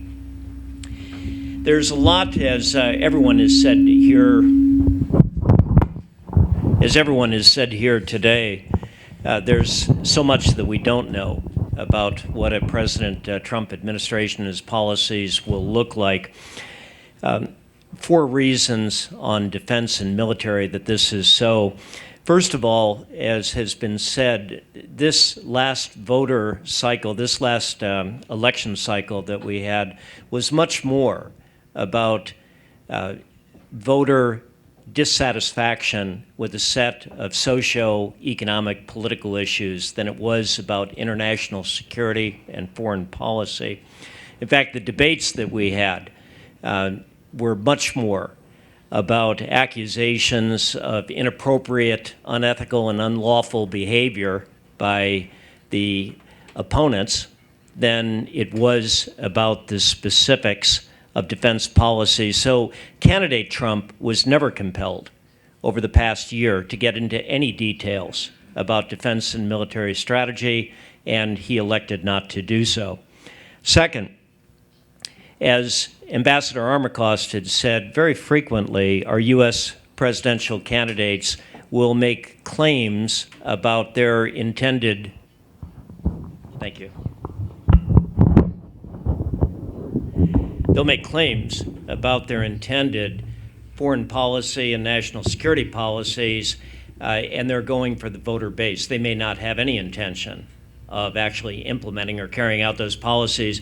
And second, there's cases where they may actually believe what they're saying about their foreign policy claims and goals, but once they come into office, they'll find that the constraints or the structure of the international system are such that they're not able to implement. Third, and again, as Ambassador Armacost has said, we don't know the team that President Trump is going to select for his domestic policies and for his foreign policies. And we don't know this at all within the national security community and the key posts, Secretary of Defense, Secretary of State, National Security Advisor, the Director of Central Intelligence. When we see what those choices are, we'll learn a little bit more, perhaps about his priority and his leadership styles. These will be consequential choices, though perhaps more so than in previous administrations. Previous administration, the president comes in, he has, or she will have one day, 4,000 appointments to make. In the case of President Trump, we don't know how many appointments that he really has in mind, but he hasn't surrounded himself over the course of his career with people that are mainstream from the Democrat or the Republican Party, defense experts or military experts. So when he makes his choices to lead different organizations within the national security community, he's going to have to rely greatly on those choices to make selections deep down into their organizations. And fourth and finally, as we participate here in this symposium this morning, the world's not standing still. And again, as Ambassador Armacost has said, we frequently find that as we look back in history about what distinguished the foreign policy, the national security strategy of American presidents, it was actually shaped in response to unforeseen contingencies and crises. So all of this said, what can we say then about President Trump's defense strategy and policies? He's an intelligent man, but he's not noted over the course of his 70 years on this planet to have spent a lot of time thinking in granular detail about national security issues. As I said, he doesn't have many close confidants that have been over the years known as national security experts in either political party. The American national security apparatus and its armed forces, they're very large, they're complex organizations, and he knows that he's going to have to rely on the experience of others. His recent selection of Vice President-elect Mike Pence to head his transition team would indicate that he does know that this is the case. The last time that we had a Vice President-elect chosen by a President-elect to head a transition team was in fact another anti-establishment President-elect, Jimmy Carter, in 1976, when he chose Walter Mondale, his Vice President-elect, to head that transition team. But to a degree that really is unprecedented in American modern political history, we have a president-elect who has very few obligations to the Republican Party. If anything, for now, he's very dismissive of most of their leadership. He has great confidence in his management style and his negotiating ability and his instincts, and I think, if anything, this has got to have been reinforced by the stunning results of this last presidential election. So in the end, I think we should expect a President Trump whose defense strategy is informed and has to be implemented by those that he's appointed with sufficient expertise, but one who's going to make clear his own intent and set policy direction, but we don't know at this point what that intent would be. So President-elect Trump has now, over the past year on the campaign trail, he has said some things, and along with some of his close associates, have said some things about defense issues, which should give us some insights. His broad aspirations are very clear. He said to, quote, "We'll lead a free world that is properly armed and funded beautifully," meaning well-funded. And he believes that a strong military will be the guarantor of America's security. He said while campaigning earlier this year, to quote, "I just want to say that we're going to come out with some plans in a very short time.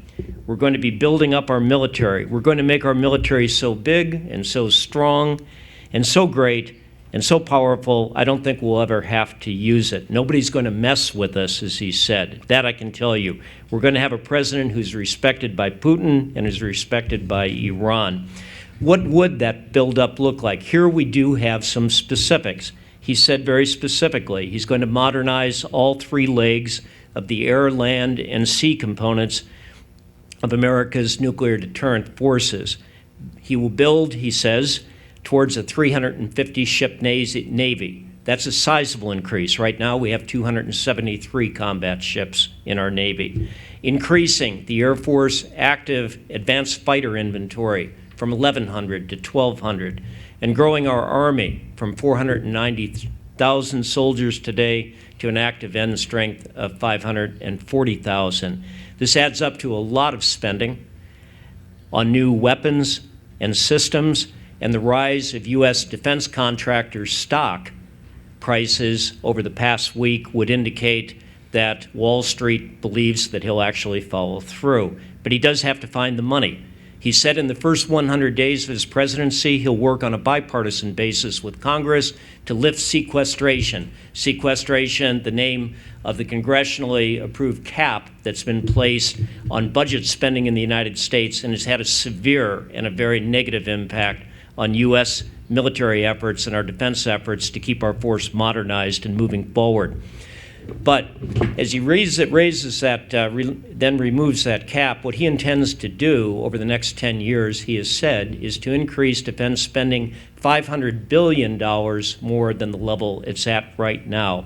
He says he's going to do that through achieving efficiencies in defense contracting, through cuts in the civilian workforce. To me, that seems to be problematic at best. And almost certainly, if he's going to follow through with $500 billion of increased defense spending, it's going to then lead to further deficit spending, which Ed had talked about the problems that we're facing there.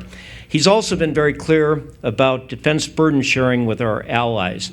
But to look at this with a bit more detail, frankly, his comments have been mostly reserved towards NATO, where in this alliance of 28 nations of NATO, in spite of a long-standing agreement that all 28 countries will spend at least 2% of their GDP on defense, only 5 nations spend 2% of their GDP on defense.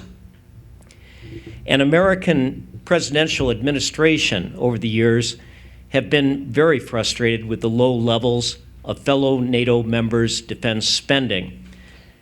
A quote, "The blunt reality is that there will be dwindling an appetite in the U.S. Congress and in the American body politic writ large to expend increasingly precious funds on behalf of nations that are unwilling to devote the necessary resources or make the necessary changes to be serious and capable partners in their own defense." These words were not spoken by Donald Trump. They were spoken by President Obama's Secretary of Defense at the time, Bob Gates, in 2011 at NATO headquarters in Brussels, Belgium, and no one would accuse Bob Gates of being an isolationist. So Mr. Trump's comments about burden sharing are not unique to him, and they do resonate with the American people. He did tell CNN in late March, as I'm sure most of you are aware, with reference to Japan, we're supporting nations militarily, and they pay us a fraction of what they should be paying of the cost. We're supporting Japan. Most people didn't even know that. Most people didn't know that we are taking care of Japan's military needs. Here's the thing with Japan. They have to pay us, or we're going to have to let them protect themselves. But such talk began to disappear in the summer of this year and through the fall. And surveys of the American people, as Kathy Stevens had indicated, would say that the American people are still pro-trade, and a significant majority of American people in a recent poll said that the United States should come to the defense of both Japan and the Republic of Korea. Now, I'm certain with the business mindset that Ambassador Armacost had talked about, that a President Trump will try to improve the defense terms of trade, so to speak, as we talk to allies, but he's going to learn a lot as he starts to learn more about Japan, and with his meeting that he's got coming up now with Prime Minister Abe, I'm sure that he's already learned a great deal about the significant amount of support that Japan provides to the stationing of U.S. forces in this country. But he also will be apprised that Japan's defense spending is still 1% of GDP, which is quite low by international standards. So I would expect that in his conversation that he has very soon with your Prime Minister, that he's going to get a message, as one of his close advisors, Trump's close advisors, had said off the record to Reuters the other day, that he'll get reassurance from President-elect Trump about reaffirming his commitment to the alliance, an American commitment to the Pacific in the long term. Japan's financial support of U.S. troops in Japan instead may come up, but it's unlikely to be the focus. And last, I'll finish with just a few words about his global strategy, or what we can divine about his global strategy. Very briefly, first, with regard to the Middle East and his strategy there, he has said that he'll tell the generals, to his generals, within 30 days of taking office, to come up with a new plan to fight ISIS. But ISIS is in retreat right now. They're about to lose Mosul, so I'm not exactly sure what that would look like. I think at the end, his policies in the Middle East will look a lot like President Obama's, very cautious, concerned with second and third order consequences. Number two, with Russia, Ambassador Armacost has already talked about that. I would expect that from what we're hearing, he's willing to cede more of a sphere of influence, so to speak, to Russia and eastern Ukraine and the Caucasus, but we don't know what he'll do in the Baltics, which is an entirely different matter because the Baltic countries are members of NATO. And then third and last, he has indicated publicly not only concerns with China's trade practices and their economic practices, but with their growing military, and he's been very clear about the threat that all of us face from North Korea, although how he will deal with that is entirely unclear. He's talked about the importance of China. He's talked about the possibility of negotiating with Kim Jong-un. He's talked about having to have great military power in order to deal with this threat. So I'll stop there and wait your questions. Thanks. Okay, thank you very much. Now let's go to Dr. Bonji Ohara. Yes, I understand the audience wanted to ask many questions to the distinguished guests from the United States. So I'll try to finish my comment shortly. I understand there is a big stream in the United States, but not only in the United States and also in the international society. So from the viewpoint of the security analyst, I'm not such afraid of that the security policy of coming new President Trump, because U.S. Has already changed the strategy before, and it's not new. Mr. Trump was not the first person, president candidate, mentioned that the U.S. is not world police, because President Obama has already declared that in the 2013, and. So it is the big stream in the United States, but still the United States cannot change the course such suddenly, because U.S. is deploying the private companies to the any area in the world, and U.S. has to protect its national interest, include the economic activities abroad. So the U.S. Has already decided to engage or contain, deter, or sometimes conduct military operation, but selectively, not all of the all. So the problem is the what area can be selected in the future, and also the. I know the Pentagon has already understood the importance of the U.S.-Japan alliance. I was in JMSDF, Japanese Navy, for 32 years, and I was always seeing that the good cooperative relationship between U.S. Navy and JMSDF. Of course, it was not easy. My predecessors made great effort to keep the good relationship, and Defense Minister Inada has already shown Japanese intention to strengthen the security cooperation with the United States before the presidential election. So she understood the big stream in the United States. And Japan has already established the new security legislation called the Legislation for Peace and Security in last year. This kind of effort is for showing the Japanese intention to strengthen the cooperation with United States and with international society. So the problem is the how to make new president to understand the Japanese effort. I think it depends on the relationship between White House and Pentagon. If the Pentagon has enough strong influence on the decision-making process, then new president will understand the situation quickly. And we need to understand the new president Trump is symbolic, but still a part of the big stream in the international society.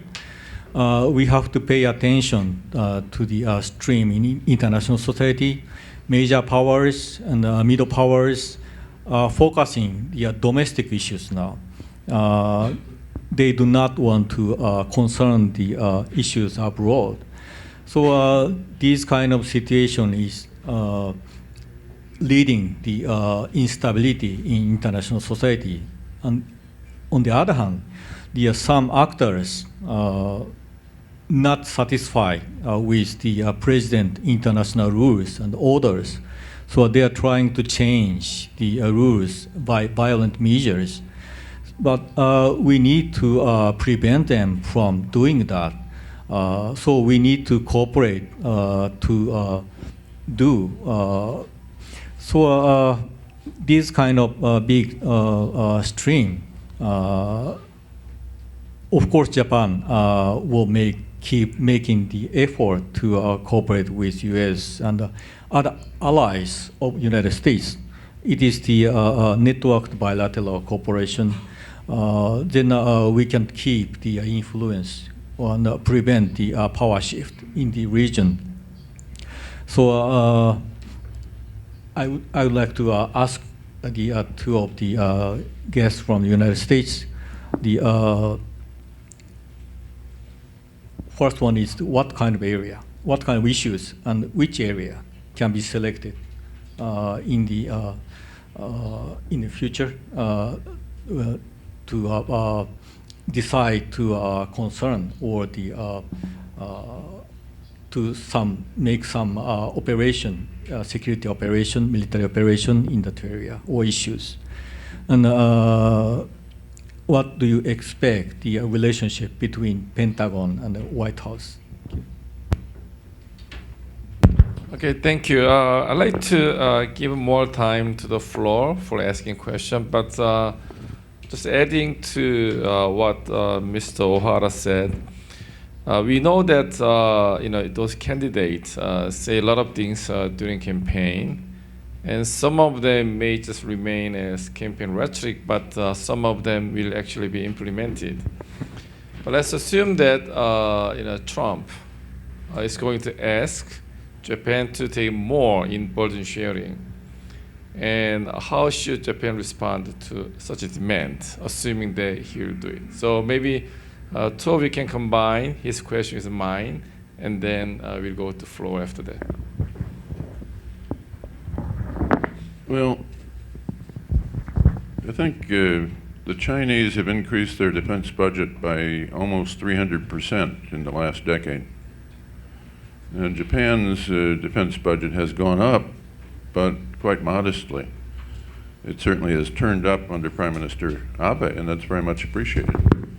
We also appreciate the fact that Japan is taking a larger view of its security policy, adjusting its previous ban on exports. It's seeking new security partners in Southeast Asia with the Philippines, the Vietnamese, and others. It's joining others in augmenting the capabilities, particularly in patrol aircraft and ships, with countries that are under pressure from the Chinese in the South China Sea. And of course, we know you're under pressure yourselves in the East China Sea. So it seemed to me there's a natural coincidence of our interests, not only because we're longtime allies and we've had great value from that alliance for generations, but because our policies are synchronized more broadly in Asia. So I think Japan will have to judge for itself how much to augment its defense budget. It's already done so to some degree, but it'll take its cues not so much from American advice as it will from the challenge which China poses. 3 points. First, the Pentagon. I would say that the uniformed military, the armed forces of the United States, they will welcome, of course, as any military would, more bigger budgets. But in fairness, there has been, I think, over the past decade, 15 years, as a result of the operational tempo that our forces have maintained, especially in the Middle East, there has been an erosion of capability. So there's a strong argument to be made for more money to be put into the armed forces of the United States. With regard to the question of burden sharing, as I said, I believe that a President-elect Trump, as he becomes more aware of the extent here in East Asia with Japan and with the Republic of Korea, that they invest in the stationing of U.S. forces in their country and other costs as well. Japan, I think, has promised some $3 billion for the relocation of U.S. forces to Guam. So I think that the burden-sharing debates that take place will not be of the level of intensity that they are with our NATO partners. And then third, I think that when we look at this question of spending on defense, all sides have to avoid getting caught up with percentages of GDP, percentages of who's paying for what for the basing of forces. More important is what kind of usable capabilities are we developing together. And here, I think that as we've seen political change in Japan, changes in defense legislation, that there may be a hope that I think with the President-elect Trump administration, maybe those in the Pentagon, that there's more possibilities of U.S.-Japan interoperability and doing things together, not only in East Asia, but around the world.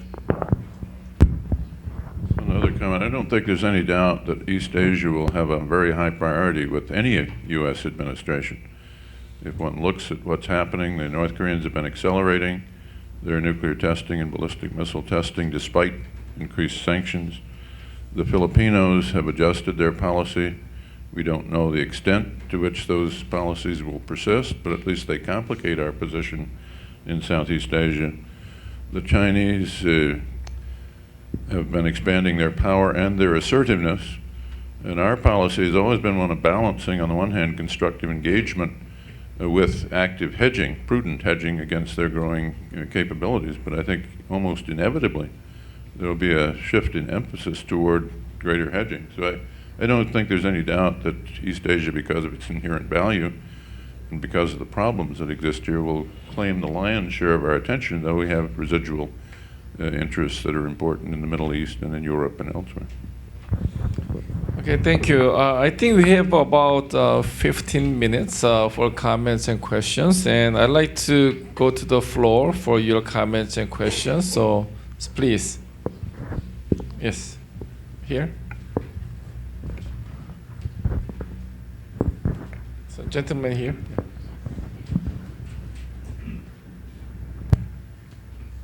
Sadaki Nomata, retired ambassador. I would like to pose this question to Ambassador Amocost. You remember back in the 1980s, while you and I were in Washington, there was the transition from the Democratic to Republican administration, which turned out well for us. But Trump is not known for his deep strategic knowledge or his we don't really know what his security architecture is like. If you were sitting in the White House now, Ambassador Amocost, how would you advise him about building an intellectual picture of this possible security architecture in Asia? Well, new president, I remember the transition you were speaking of because when, I'm not sure whether it's Jimmy Carter or Ronald Reagan, but both were new. Ronald Reagan had been a governor, so he brought Californians with him. He had been advised by Nixon to appoint Al Haig as the Secretary of State, so he got a guy who was relatively experienced, although it didn't work out over the long run. But I think the main thing is you inherit the legacy of your predecessor.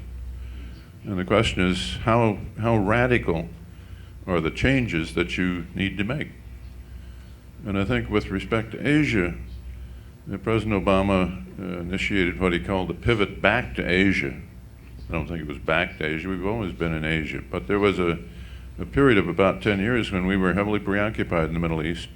And to some degree, our policies here became an adjunct to our policies in the Middle East.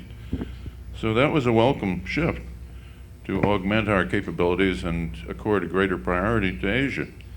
If you look at the components of that pivot, they involve being more active in the regional institutions, and we have been. But it's the Chinese that have been creating new institutions. It involved augmenting our alliances and our security posture in the region. We've done that, but we have been inhibited, as Carl says, by sequestration. So we've been kind of hanging on, trying to exempt our position in East Asia from the looming cuts in the Pentagon budget, but we haven't been augmenting our capabilities, and the Indo-Pacific is a big area. It requires a lot of ships and a lot of aircraft to cover. So that's a needed task. We have opened up relations with Myanmar. I hope we'll continue. It's been a signal success. But on the other hand, our alliance with the Philippines is in great uncertainty at the moment. So that demands attention. Whether Mr. Duterte is just maneuvering for a greater leverage with a number of great powers, or whether he is acting upon what appear to be deeply emotional anti-American sentiment, I can't say. I've never met him. And our China policy, as I said, is in need of some adjustment, particularly because they have been rewriting the territorial status quo in the South China Sea while ignoring American red lines if they can discern them. So at least looking at Asia, it seemed to me the pivot back to Asia makes a useful framework, though Donald Trump is not going to call it that. But it seemed to me there's a deep need to fix some of the elements of that effort to reassert ourselves in this area, that whatever he calls it, I think those should have a high priority. So you want to add anything, Carl? Just to come to the supplement what Mike had said and come back to this question on what the Pentagon will be saying, is that if we look at the big challenges that the United States faces today, a set of challenges of mix of global terrorism and certain regional actors in the Middle East, Russia and China, none of those can be accomplished and dealt with without allies, and that's much more the case in Russia than the Middle East, and much more the case in China than it is with Russia. So I think what President Trump will hear from the Pentagon is the indispensability of allies, not only in terms of basing, but in terms of capabilities that they bring to bear, and in terms of shared values, which become important in democracies as people contemplate decisions about peace and war. Okay, next question or comment from the floor.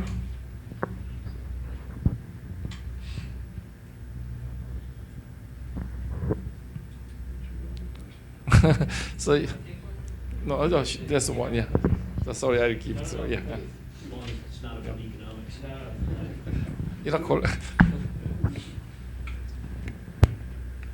Thank you very much for your very much highly suggestive remarks. Yoko Rita from Japan Society for Security and Crisis Management. I'm working on security. I'm concerned. In huge sort of amount regarding North Korea approaches, towards, of course, U.S. and in Japan. How would you picture that,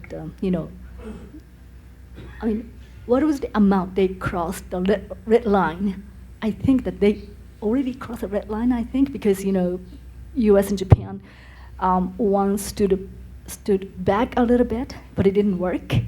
And the U.S. pushed a little bit hard, but it didn't work. So what would be not ideal, but what kind of the policy, what kind of the military activities would work better in the future? Thank you. I have observed this both inside the government and outside for many years. I don't know of any good option. We have thought about buying them out with the agreed framework. Worked for a while, but they violated the agreement. We've tried sanctions. They seem impervious to sanctions. And as I said, they've accelerated the testing program even despite the hardening of sanctions. We've thought about regime change, but frankly, we don't know how to proceed with regime change, and we're kind of doubtful about our ability. We couldn't possibly undertake anything on that front without active collaboration from the Chinese and the South Koreans, who know a lot more about North Korea than we do, but it seems unlikely that they will collaborate on that score. I think the South Koreans seem more interested now in an information campaign, which I think is worthwhile. And over the long run, the hope, I believe, is that as North Koreans become more aware of how they've fallen so badly behind their neighbor to the south and everybody else, that may fuel demands for change from within. So I think we have an interest in encouraging those kinds of exchanges, and perhaps the U.S. I don't know that politically it's a very fruitful path, but it seems to me it's helpful to us to know North Koreans, have North Koreans exposed to us as well as their neighbors. So I think in the long run, some kind of engagement has to be paired with containment and deterrence, which I believe will be the heavy emphasis, whoever takes power. Well, whether it had been a President-elect Clinton or a President-elect Trump, as we had, that there are estimates now that by the year 2020, that North Korea could achieve a ICBM or long-range missile capability and have a miniaturized warhead on top of it that could actually hit the continental United States. That year 2020 is important because that represents then the end of the first term of a Donald Trump. And so he will have and is having intelligence advisors and analysts telling him this is a reality. And any president, when they come in, they're not only thinking about 4 years, they're thinking about 8 years. So this is well a problem that could emerge on President Trump's watch. And it's clear in my mind that although his initial priorities will almost certainly be domestic, that one of his top international security priorities will be this.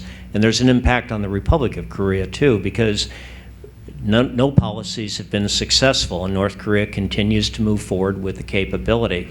And if they then deliver that kind of capability, and the South, the Republic of Korea, is looking at the American nuclear umbrella, and their view is that it's not deterring the North Korean program, could that lead to a reconsideration on their part of their strategy?